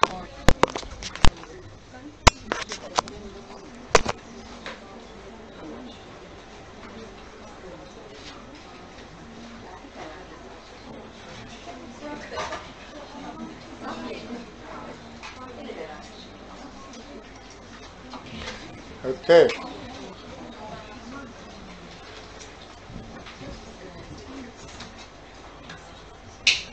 So I'm sorry that I'm speaking so much. It's my personality. Can't help it. Not even after 9 years of analysis.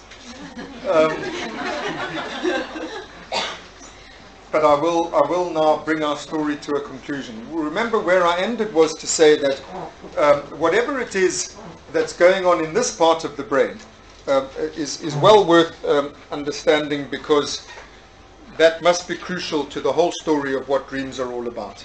I would venture to say that something in this part of the brain generates dreams, evidently.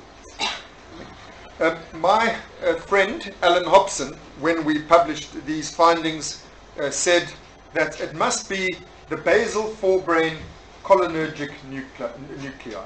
There are nuclei in this part of the brain at the bottom, at the back, at the bottom, sort of there, which are cholinergic. That is to say, the same as these mesopontine cells. He had always said in his theory that in REM sleep, the mesopontine tegmentum activates the thalamus, which activates the forebrain. Now he changed his theory. He said the mesopontine tegmentum and the basal forebrain cholinergic nuclei activate the forebrain. So he thought it was. He tried to save his theory that way. Problem is that it's wrong, not true. Because when you have damage to that part of the brain, as I did have patients with damage to that part of the brain, here they are, the green lesions include that part of the brain. What they end up having is more dreaming.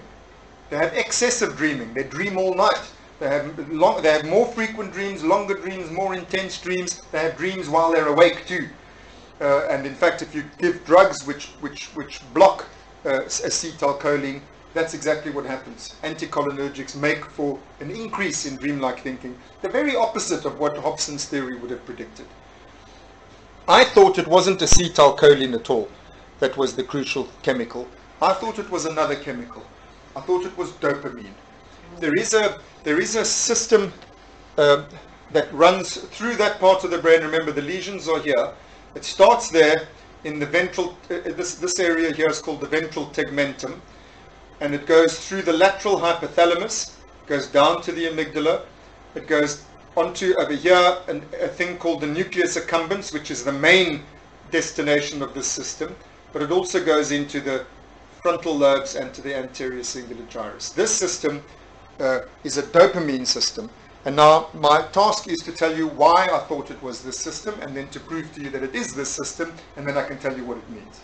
Why did I think it was this system?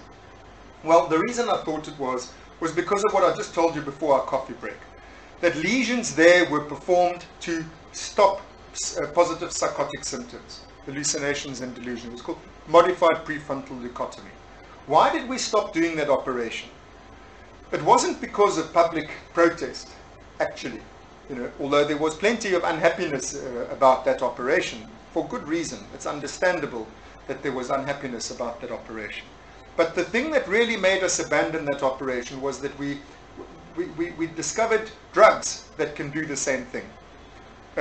These drugs were called major tranquilizers when they were first introduced. They are what we now call antipsychotic drugs. And what they do is they block activity in this system. The same system that operation cut, this system is now blocked chemically by antipsychotic drugs. The main thing that every antipsychotic drug does is block that system. It's a dopamine system.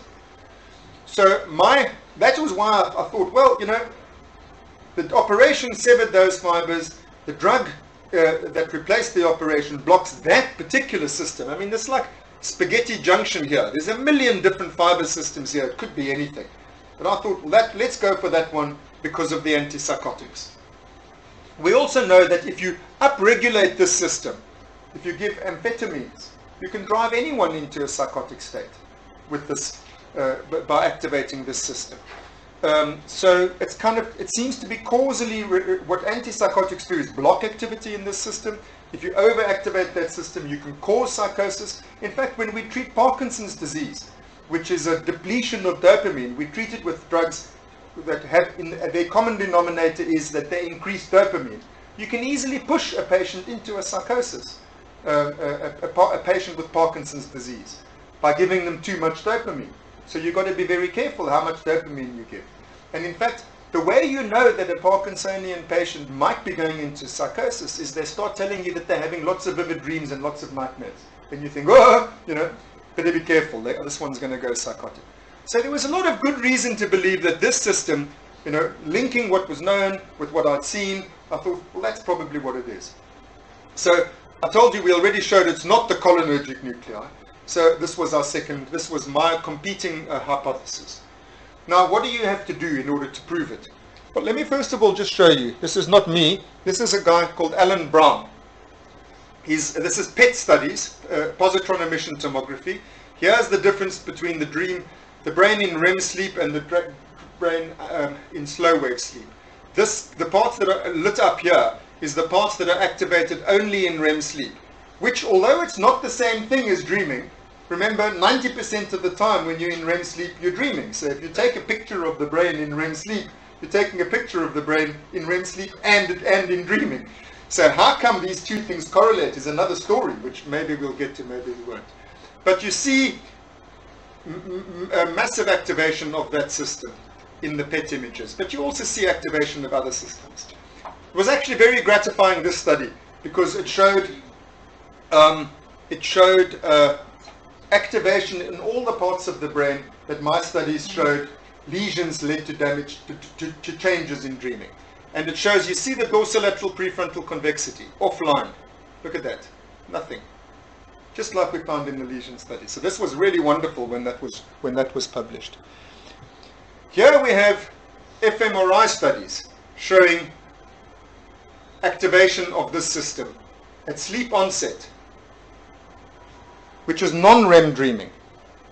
But, I didn't want to show you that. Well, I might as well show you that. That's going to be my last slide. So no, I won't show you that because I've got to explain this. Those studies I just showed you because they're interesting colored pictures compared to what I'm going to tell you. What we found was, remember I told you that this dopamine system, when you go to sleep, or whether you're awake, whether you're in REM sleep or non-REM sleep, it just carries on firing at the same rate. Well, that's true on average. But it's not true if you look at, within those stages, at the pattern of the firing. So the first thing that we were able to show, and this was not me but rather a colleague, was able to show that during non-REM sleep, these neurons fire in bursts. Brrt, brrt, brrt, like that. So on average, it's the same. Bugga, bugga, bugga, bugga, bugga. But the way it works is the bugga, bugga, bugga isn't what's really happening. It's brrt, brrt, brrt. And bursts make for much more neurotransmitter release, burst firing. So that was the first piece of evidence. During REM sleep, when we know 90% of the time you're dreaming, and we know this has nothing to do with the REM, because REM is not regulated by this system. I'll come back to that just now. We saw there were these prominent bursts, so we thought, aha, that's the first evidence that there's more dopamine being released during the dreaming sleep than the non-dreaming sleep. Then what we did was we did microdialysis studies on you can measure how much of the chemical is released at the terminals in the nucleus accumbens, which is the main terminal of this system, and dopamine release is greater during dreaming sleep than it is even during waking. So the burst activity that we thought was probably a sign that there was more dopamine being released, we were then able to show that there was more dopamine being released.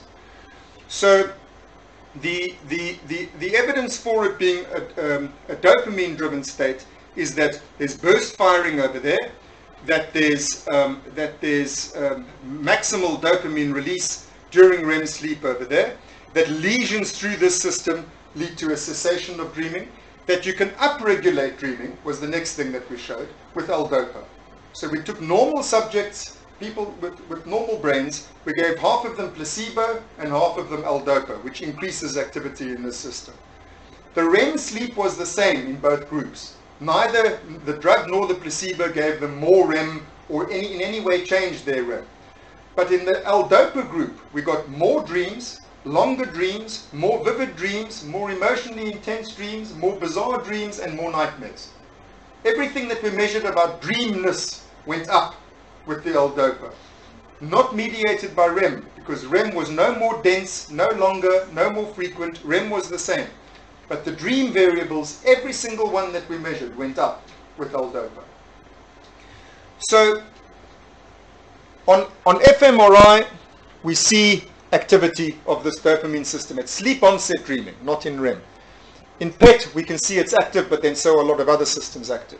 But the reason we think that's the special one is because if you lesion it, then you have a loss of dreaming. During dreaming sleep, you have a massive increase in burst firing. You have a massive increase in the release of dopamine in the nucleus accumbens, and you can upregulate it through L-DOPA. So, I don't know what else we have to do to prove that it's L-DOPA, that it's dopamine. I mean, but every single thing points toward this being dopamine. Plus, don't forget everything we know about psychosis, and that dreaming is a psychotic state, and you can cause a psychotic state even in you and me by upregulating this system, and you block psychotic states, even artificially induced ones, by blocking activity in this system. So, my conclusion, after all of these studies, in the absence of any evidence against it, and in the absence of any equivalent evidence for any other one of the neurotransmitter systems in this area, is that this is the system that drives dreams, this dopamine system. Everything is consistent with that interpretation. So now I'm going to go forwards and tell you what the implications are of that, assuming that this is correct. I have to tell you a little side story. Sorry, I can't resist it. There's a book called The Handbook of Clinical Neurology. It's the Bible of neurology. It came out in the 1960s. There were 46 volumes of it.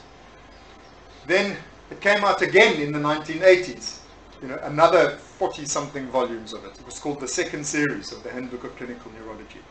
And when I was a youngster, I looked in the 1980s, the Handbook of Clinical Neurology. In the 60s and the 80s, it has a volume on sleep, And in the 60s it was Jouvet, in the 80s it was Hobson. And I fantasized, this young researcher, one day there will be a third series of the Handbook of Clinical Neurology, and I will write the one on dreams, not that blooming Hobson, you know.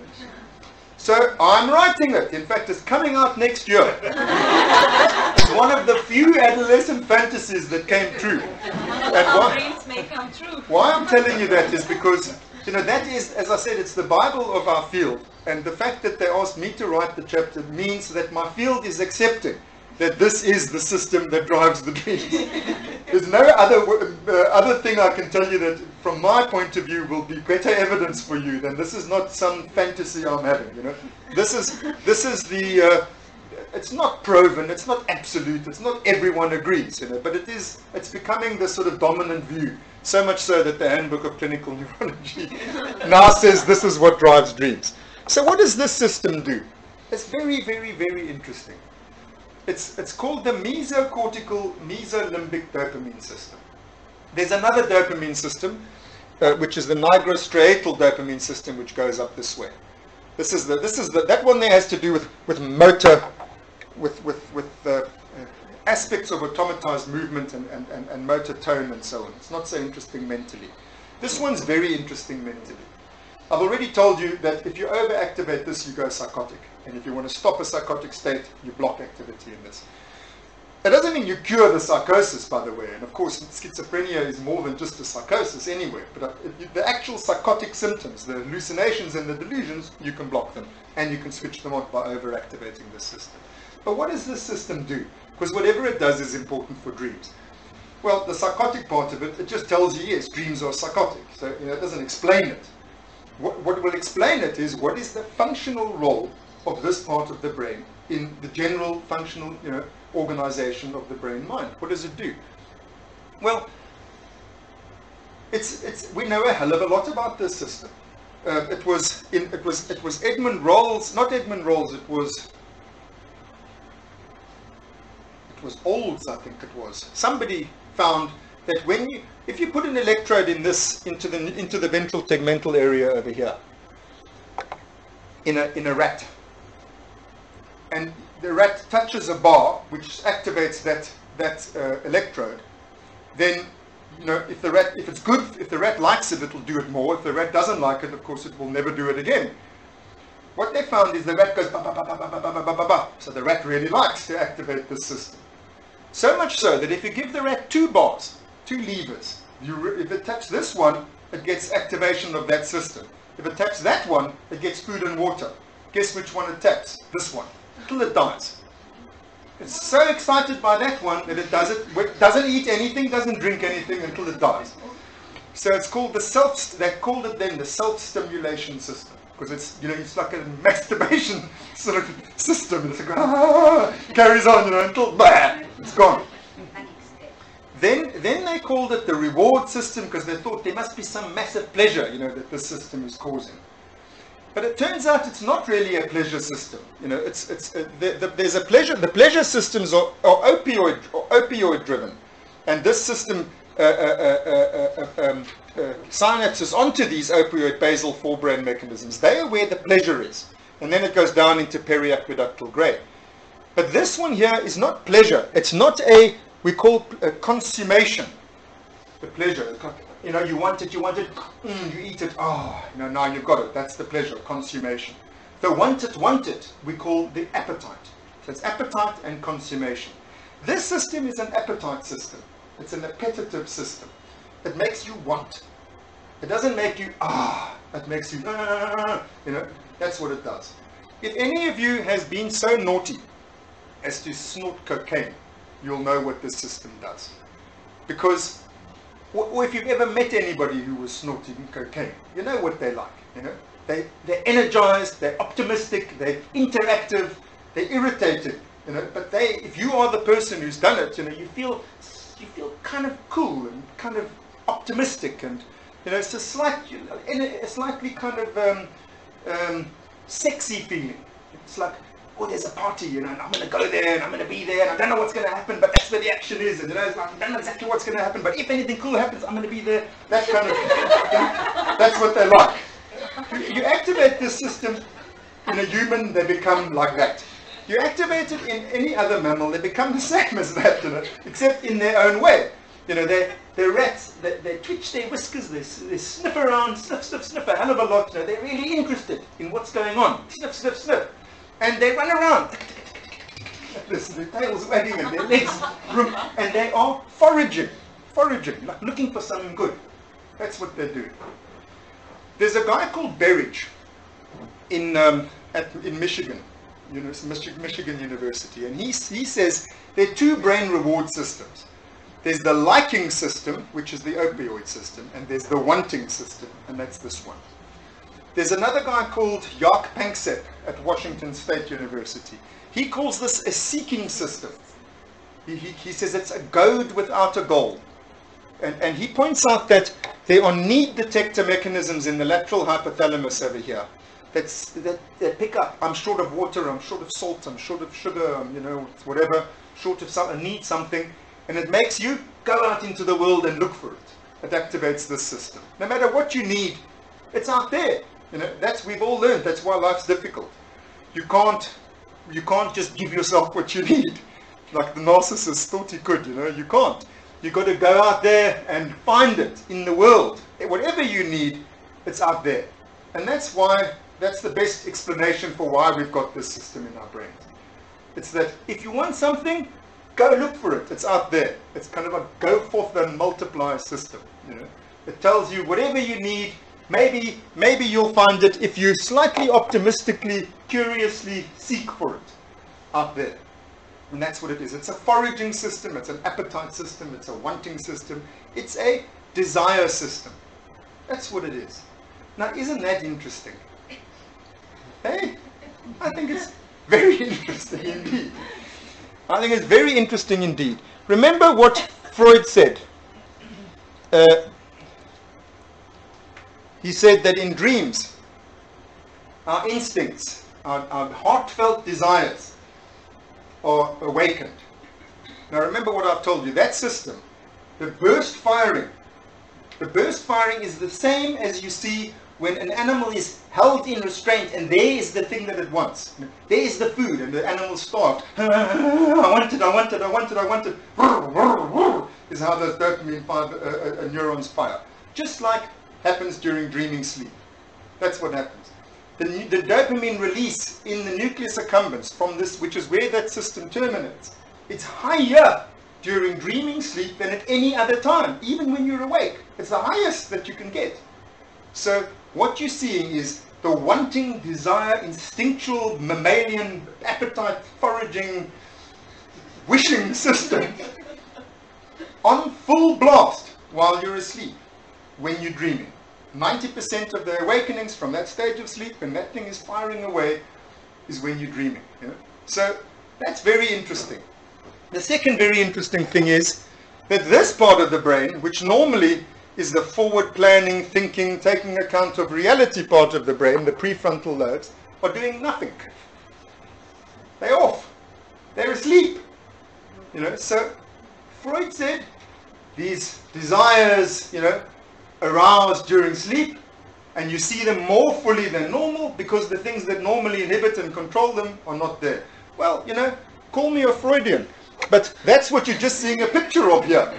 I mean, really, that's what you're seeing a flipping picture of. This is the instinctual brain. There it is, switched on like a Christmas tree, full blast. And here is the thinking, restrained reality part of the brain, switched off. As in fact is all the other association cortex back there, except for the part that makes for the visual thing that I told you about. I mean, it's really, really interesting. So, so my conclusion is two things. First, Freud is not dead. I think that it's not true to say that I've proved Freud was right. That's not fair. I haven't. What I've shown is that Hobson was wrong. First of all. Yeah. And by the way, because I told you about the vote in 1976. In Tucson, we have every 2 years the Consciousness Conference. It's this famous consciousness conference where thousands of neuroscientists go to debate the state of consciousness studies, to pool where things stand. So, it can be a bit boring. Eventually, everyone studied consciousness till they're blue in the face. So they decided they're going to organize a debate to try and liven things up. So in 2006, they invited me and Hobson to debate. So they said, well, will you do the debate? I said yes. Hobson said yes. So they said, well, what should the topic be? So I said, well, let's debate whether I'm right or Hobson's right. Well, what else are you going to debate? Hobson said no, he's not prepared to debate that. I said, what? What do you want to debate? He said, I want to debate whether Freud was right. So I said, but I'm not Freud, this is 2006. Let's look forwards, to what do we know about dreams now? He said, because I could see he was wanting to make me look like some kind of old-fashioned guy who's sticking to the past, and he's no fool, Hobson. So I thought, he said he's not going to debate unless we debate that. That's the issue, he said. That's what this is all about. You are trying to prove that Freud was right. I know you are, and you got to defend that before the neuroscientists of the world. So we debated. 2006 Consciousness Conference in Tucson, and they voted. 2-1, they voted. 2-1, the neuroscientists in 2006. The question is, in the light of modern neuroscientific findings, does the Freudian dream theory have any scientific credibility? 2/3 said yes. A complete reversal, of what happened 30 years before in the American Psychiatric Association meeting. Right-wing neuroscientists saying, 2/3 of them, in the light of the evidence, it's evidence, that's all they care about. In the light of the evidence, we have to say, Freud's dream theory has scientific credibility. So that's what I think that these findings show. Not that he's right, but that it's scientifically credible, and I'll tell you, I don't find it in the least bit difficult to believe. If that system, that wanting system, is switched on full blast during sleep, and that's when you're dreaming, what do you think you're going to be dreaming? I know a hell of a lot of things, but they're going to somehow have to do with what you want. With what matters to you, with what you're interested in, with what's driving you. Maybe not only that, but I don't find it in the least bit surprising that if that system is switched on, full blast, more than at any other time in the day or the night while you're dreaming, and the prefrontal lobes that normally inhibit it are switched off, I would expect that if you say to people, tell me everything in your mind that comes to you in connection with this stuff, that somehow, it'll end up being to do with what they want, with what matters to them, with what their desires are, with what they're seeking in life, or at that time in their lives or something. So, the fact that Freud, listening to his patients, came to the conclusion that this has got something to do with that is not a surprise to me at all. It's not a surprise to me at all. For Hobson, for sure. For Hobson, it was a big surprise. But, you feel bad. After that debate, Hobson was sitting, he's old, even older than me, he's like crumpled sitting there. And I thought, he spent 30 years of his life, on this stuff. And in fact, he did find the brain mechanisms of REM sleep. But, what really interested him was to prove Freud wrong. That's what he really wanted to do, for personal reasons, in my opinion. And so he sits there, I just felt so dreadfully sorry. Simultaneously I thought, wow, this is an historic moment, the scientists of the world have voted the opposite way now. They're saying Freud might have been right, 30 years later. But, poor old Hobson, all of his work comes to nothing. And he's sitting there. So I thought I'll invite him to dinner. So, because I felt guilty, in a word. So we go to dinner that night, and he was the same obnoxious bastard that he's always been. Aggressive, rude. And then I felt real pleasure. No more guilt, I just thought, you bastard, I beat you. And I feel good about it. So that's the end of my story. One last thing I'll say to you is that I've said it doesn't prove Freud right. It just means that what we know is consistent with Freud. I've proven that what Hobson said proved Freud wrong was itself wrong. So what can we say today about what is it that makes us dream? What I think is one thing we can say for sure is that this system is, when it's active, it's incompatible with sleep. Because that system makes you go out into the world and look for what you want. But it's active while you're asleep. To me, that's the most interesting thing about it all. Is when you look at this image of the brain and you tell the person that guy's asleep. If you know anything about the brain, you're going to say, no, can't be. You know, if you tell anyone who knows anything about the brain that this is the system that is most active at any time in the day and night, it's active, you know, while you're asleep, and it's disinhibited by frontal cortex. They'd say, no, that's not possible. But that's true. That we know for sure. That's the truth. That's a fact. So I think the secret of dreams comes in trying to understand that paradox. How can it be that the system that more than anything else in the human and mammalian brain makes you want to get out there and do something is switched on in the middle of your sleep? I think the very least we can conclude is that dreams happen instead of getting up and doing something. You know, that's my minimal hypothesis. I'd say that dreams are an imaginary kind of motivated behavior so that you don't have to have real motivated behavior. That is my... I'm testing that. The wonderful thing, as I say, about the brain is that you can do experiments and you can test your hypotheses. You know, psychoanalysis is a beautiful and wonderful thing, and I myself took the trouble to train as a psychoanalyst.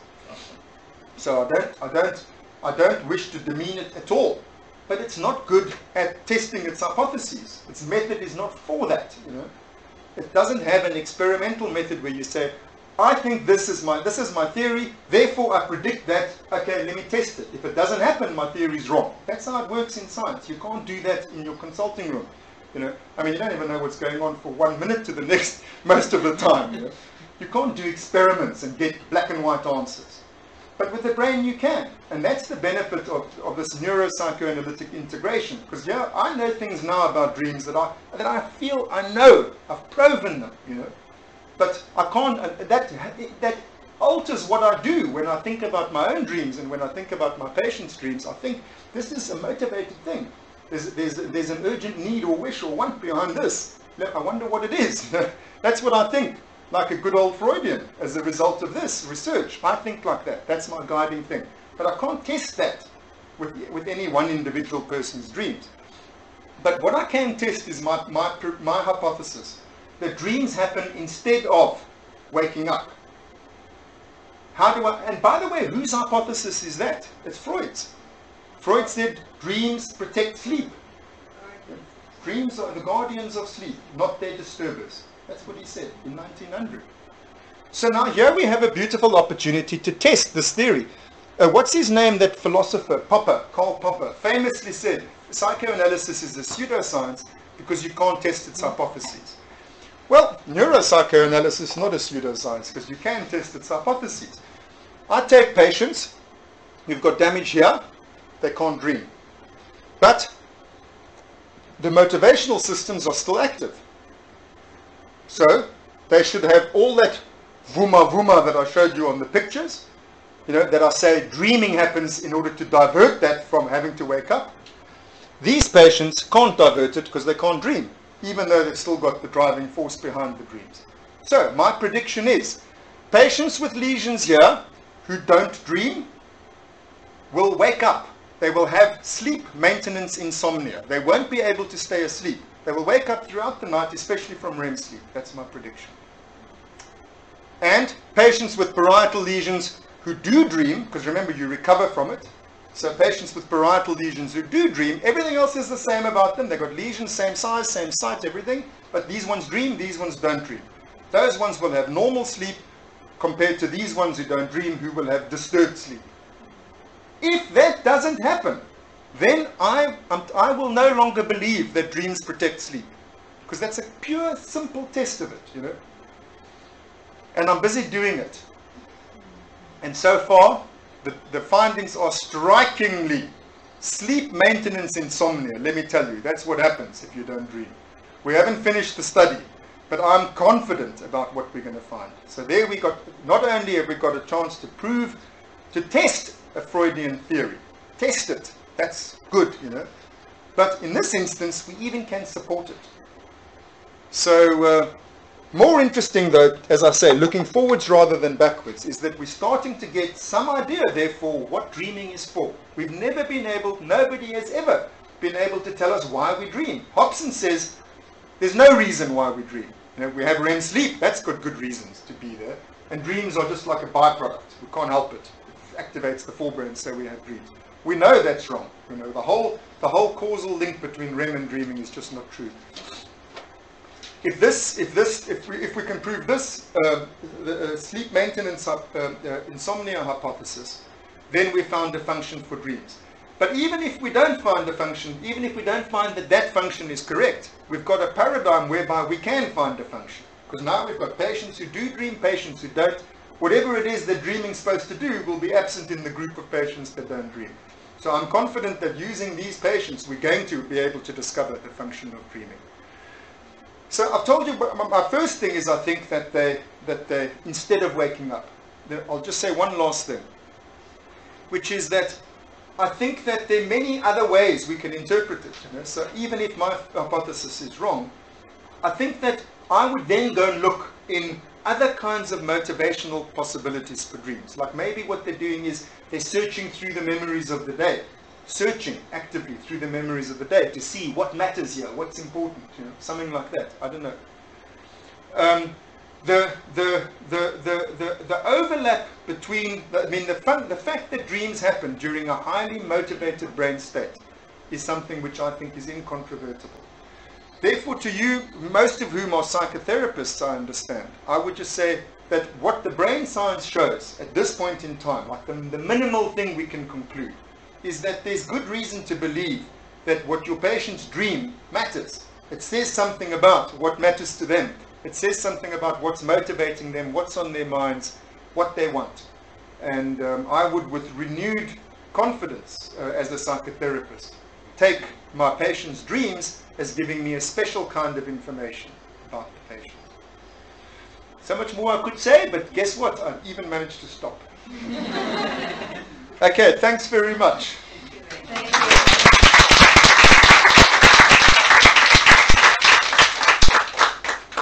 Does anybody want to ask any questions you didn't ask during the talk? Yes. There and there. You were first. Okay.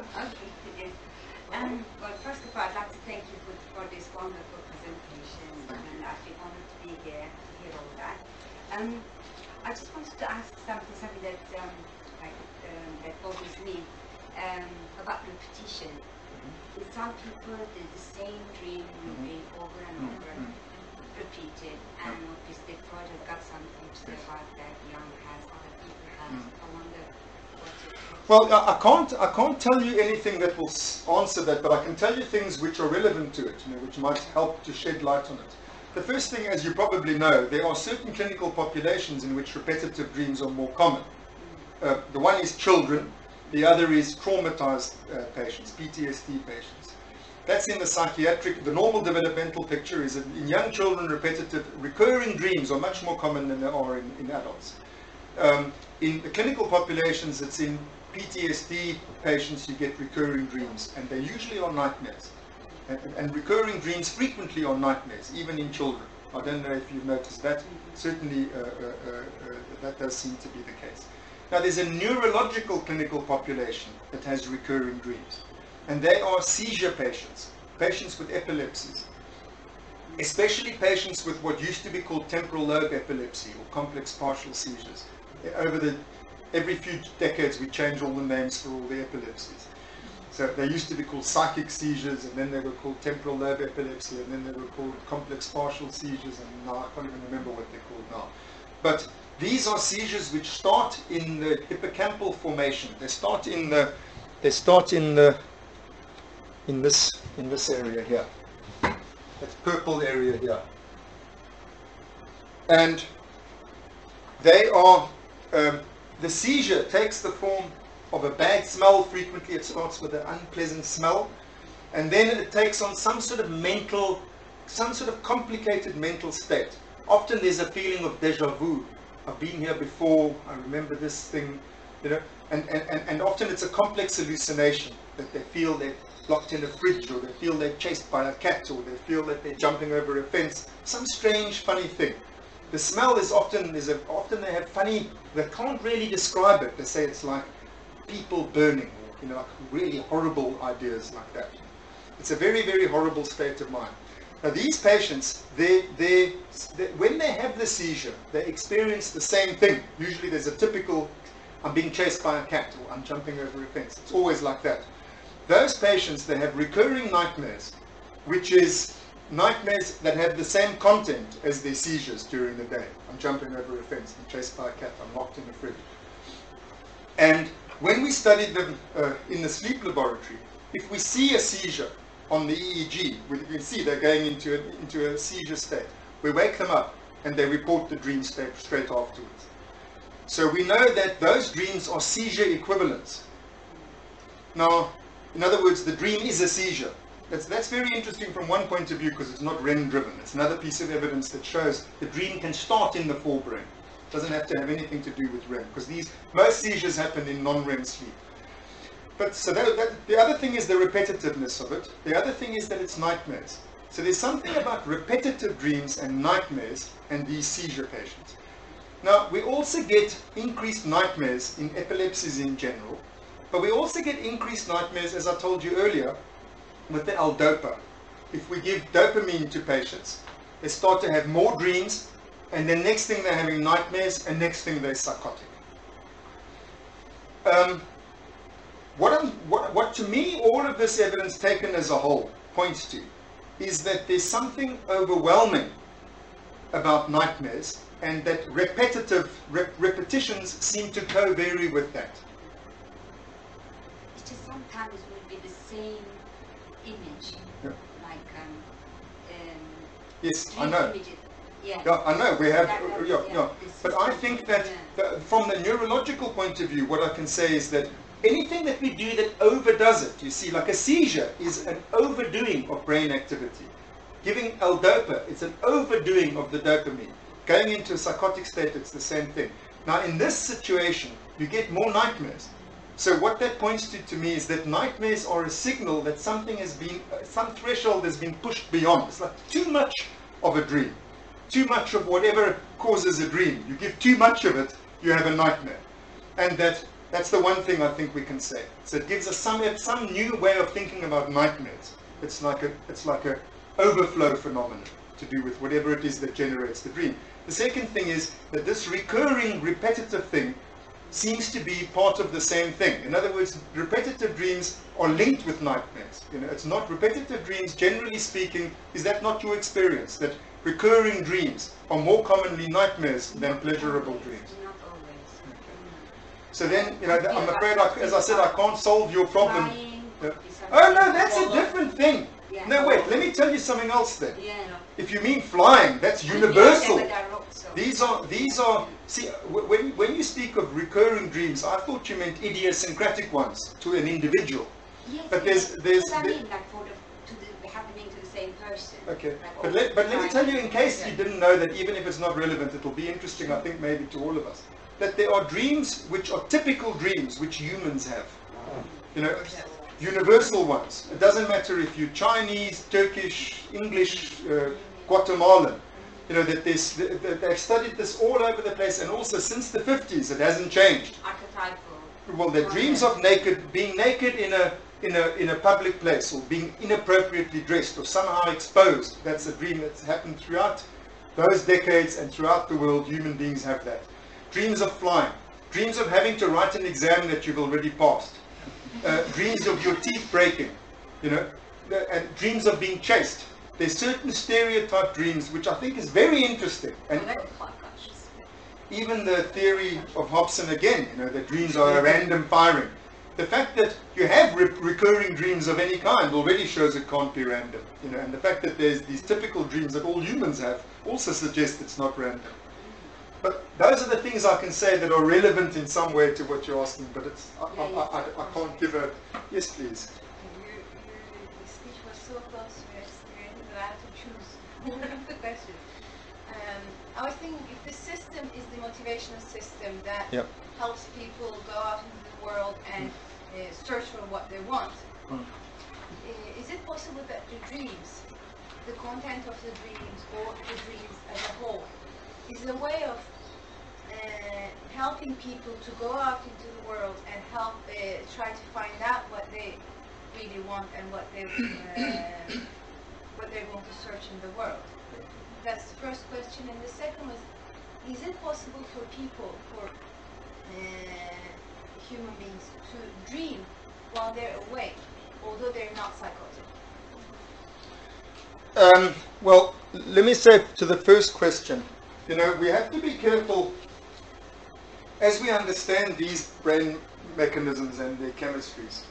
You know, I think that we mustn't make the mistake that's been made too many times over the decades before, that we then think it's a simple matter of manipulating that chemical and then, you know, all of our problems are solved, because it doesn't work like that. The upregulation of this system, first of all, it's addictive.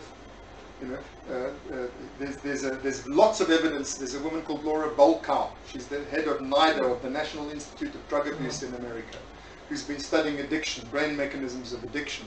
And what she finds is this dopamine system is a really big ticket item in the brain mechanisms of all addictions. So, you know, it's not a simple thing if you start tinkering with that. One thing is you're tinkering with addictive, possibly addictive mechanisms. The other thing is that you're tinkering with things which can lead to psychosis. The other thing is that you're not tinkering with that alone. You know, it connects to all these other mechanisms, which probably is why our dreams are not only happy searching affairs. You know, that activates all these other emotion mechanisms too. So I think what we found about this mechanism is in itself pure knowledge of value. You know, but I don't think that it's a short circuit from there to therapy. I think that I would rather go the other way. It's like saying, okay, so if we know that this system is active in dreams, then maybe we can use dreams to find out, you know, what this person really wants. Or, you know, conversely, we could say, not conversely, or similarly, we could say, well, you know, why should this system be involved in psychosis? Because it doesn't make any sense to me. If this is a system that's got to do with searching, you know, with seeking in the world, why should overactivity of it make you hallucinate?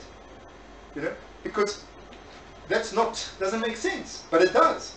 So that gives us a new clue into what psychosis is. Psychosis involves an overregulation of that system. That doesn't mean let's just block that system. In fact, we know, although that blocks the positive symptoms of a psychotic state, it doesn't cure the schizophrenia, or it doesn't cure the psychosis. It's just a tool. You know, so, but to understand better what's in the mind of a psychotic patient is an overactive seeking system. What does that tell me about psychosis? There's a paper just a few years ago published by Kshitij Kapoor, K-A-P-U-R, American Journal of Psychiatry, where he asks that question in the light of this knowledge. And he says that maybe what's going on in psychosis is it's an over-interest in the object. It's like, now suddenly everything's meaningful. You know, now I know this is the answer. Yeah, zoom. You know, it's like, if that's the truth, then we have some understanding of the psychology of what's going on in the mind of a psychotic, which might give us a way in, a wholesome way in, to be able to connect with what's going on with that patient and behaviorally manage it, or psychologically find a point of contact with the patient. I don't mean that's the answer, but I mean that's the kind of thing that I think we should be gaining from this. We're finding out so much about the chemistries of the basic emotions of the brain.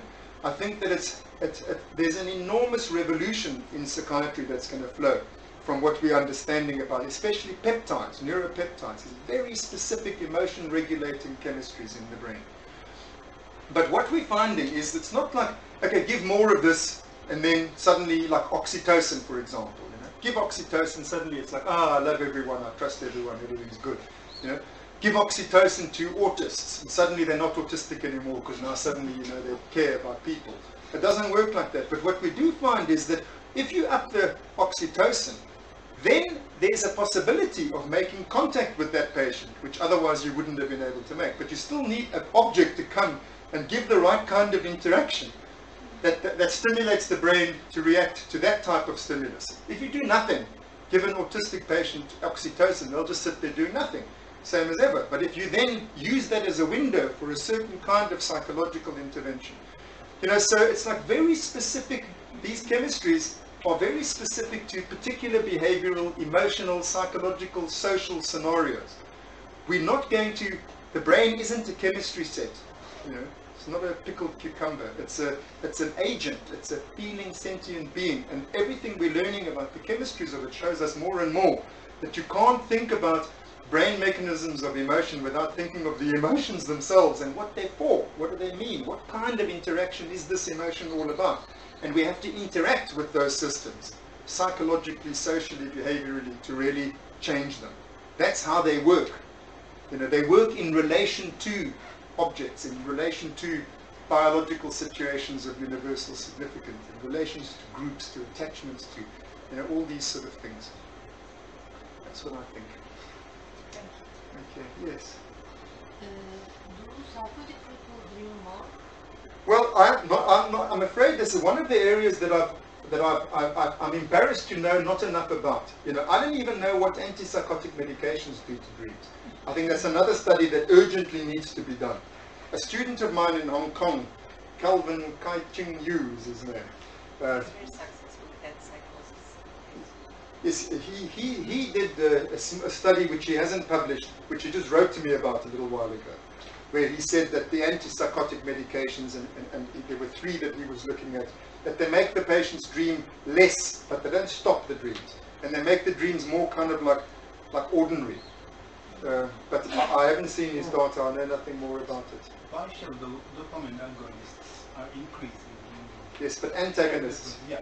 So that's aripiprazole, the new antipsychotic, so it works like that. It's increasing the dreams, and this supports your theory. But do you know anything like what does haloperidol do to dreams, for example? Well, they block, of course. And then the patient stops. It's, yeah, I think so. And how are the dreams of schizophrenics different from normal people? That's the question here. I don't know. See, I don't work with those kinds of patients. I work with neurological patients. So I suffer from what I'm accusing many other people But of. you change the paradigm, they will think about it. Yes. I hope so. Can I ask you a short question? Yes. If REM sleep is not for dreaming, Yes. then what is it? Well, okay, I'm very glad you asked that because I'd forgotten I meant to say that myself. Now, first of all, we don't know is the most important answer. But the fact is that dreaming, what we do know is that dreaming is driven by one brain mechanism and REM sleep is driven by another brain mechanism, and they activate at the same time. A lot of the time they activate at the same time. It's not an obligatory link because we know from this, as I showed you in that fMRI study, for example, at sleep onset, the dopamine system is activated, but you're not in REM sleep. And also in the late morning effect, in between REM episodes, you're getting dreams. So it's not that they're the same thing, but they tend to. They don't have to be coupled, but they tend to be coupled. My best guess, and it really is just a guess at this point, as to why does REM sleep and dreaming co-occur, is that because the seeking system, that dopamine system, it's triggered by, if something attracts your interest, it can be endogenous, I have a need that activates it, but it can also be, that's interesting, let me go and investigate. Okay? That's another way to activate the seeking system. I think that REM arousal might trigger seeking. It's like, ooh, what's this? Something's like really big's going on here, and then that triggers the seeking. And there I think maybe this genital engorgement thing also has something to do with it. I'm in an aroused state, what's going on? My genitals are aroused, let me investigate. I think it may be that the REM triggers, it's not the only thing that triggers the seeking, but it may be one of the things that triggers the seeking. Kind of firing system? Yeah, I think it's like it's not because it's not the dream itself. It's like, you have a crying mechanism. Wah, wah, wah. You have another hunger mechanism. They're 2 different things. But whenever the hunger comes, it's like wah, wah, wah. I think it might be like that. It's like REM comes, it's like, what's this? Let's see. But I really don't know. I don't even know how to test that. But the important thing is we have to find an answer for that, because as much as I've shown they're 2 different brain mechanisms, that doesn't explain why they co-occur. And that's a big thing. There's no question about it. It's a big correlation. Now somebody, you did, Gushka, said near the beginning, what about dopamine effects on cholinergic systems? Very, very recently, because of these studies that we've done, which I told you about, people are starting to look at how are the REM mechanisms connected to these dopamine mechanisms? What are at the neurotransmitter, at the level of neural systems? How are the REM generating and the dream generating mechanisms interacting with each other? And we're just starting to do that sort of research. I don't know, but there's a lot of evidence that they are linked. That you can trigger evidently cholinergic REM generating mechanisms through dopaminergic neurons. But we're very far from understanding that. There are lots of people actively working on that, so especially Goethe's man, Mr. Dopamine and sleep.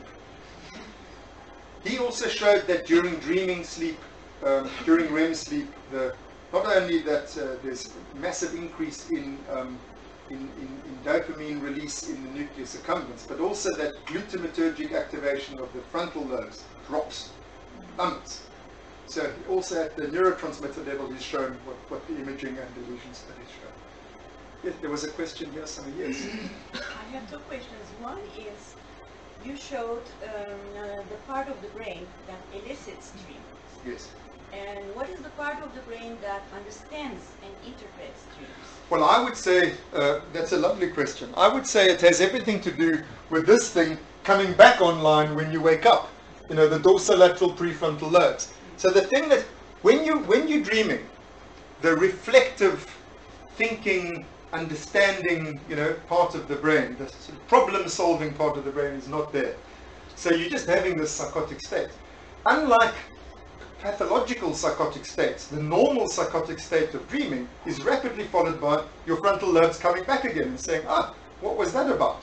You know, so I think that's why dreams are useful. It's not because of themselves, it's because of the ability of us then to use them to raise that mental state into awareness, to raise the emotional and motivational issues that are revealed by the dream, to bring them into the thinking, reflecting brain that is driven more than anything by prefrontal lobes.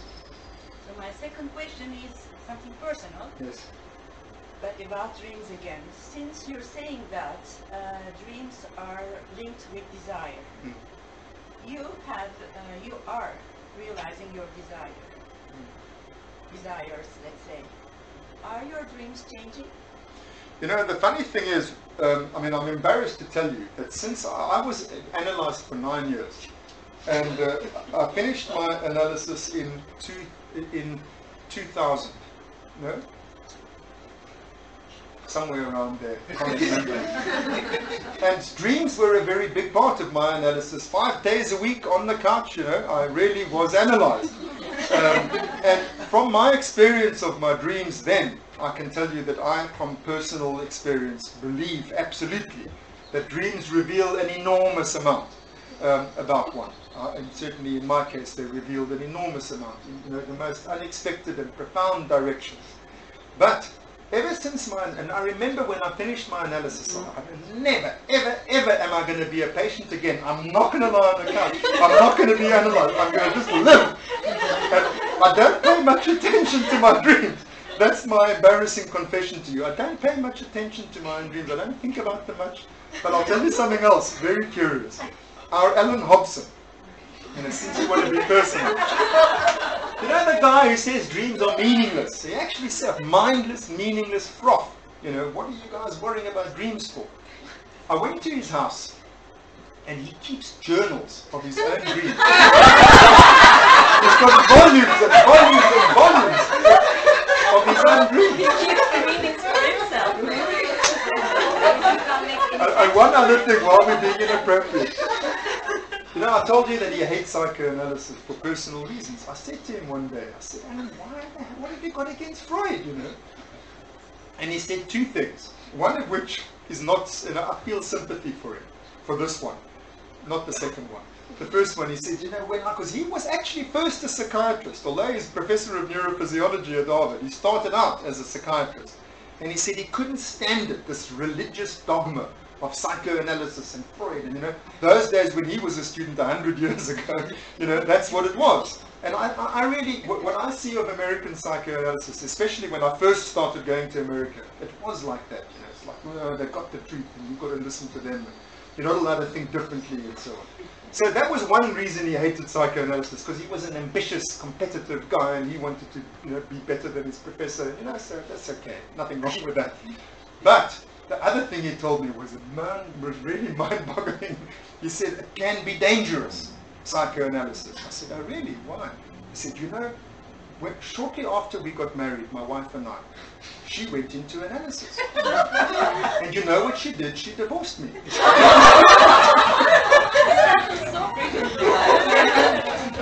And it never occurred to him, maybe that was because she learned something about it.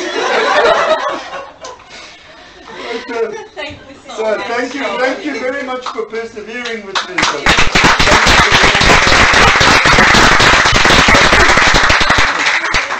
I really enjoyed being here. These are our little kids. Good. Okay, thank you so much for this wonderful conference. Thank you. Thanks very much.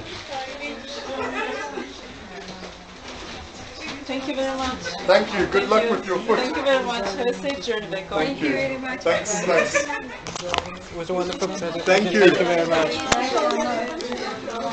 And we're going to make sure these recordings will never be heard by Hudson or anyone. Bye-bye.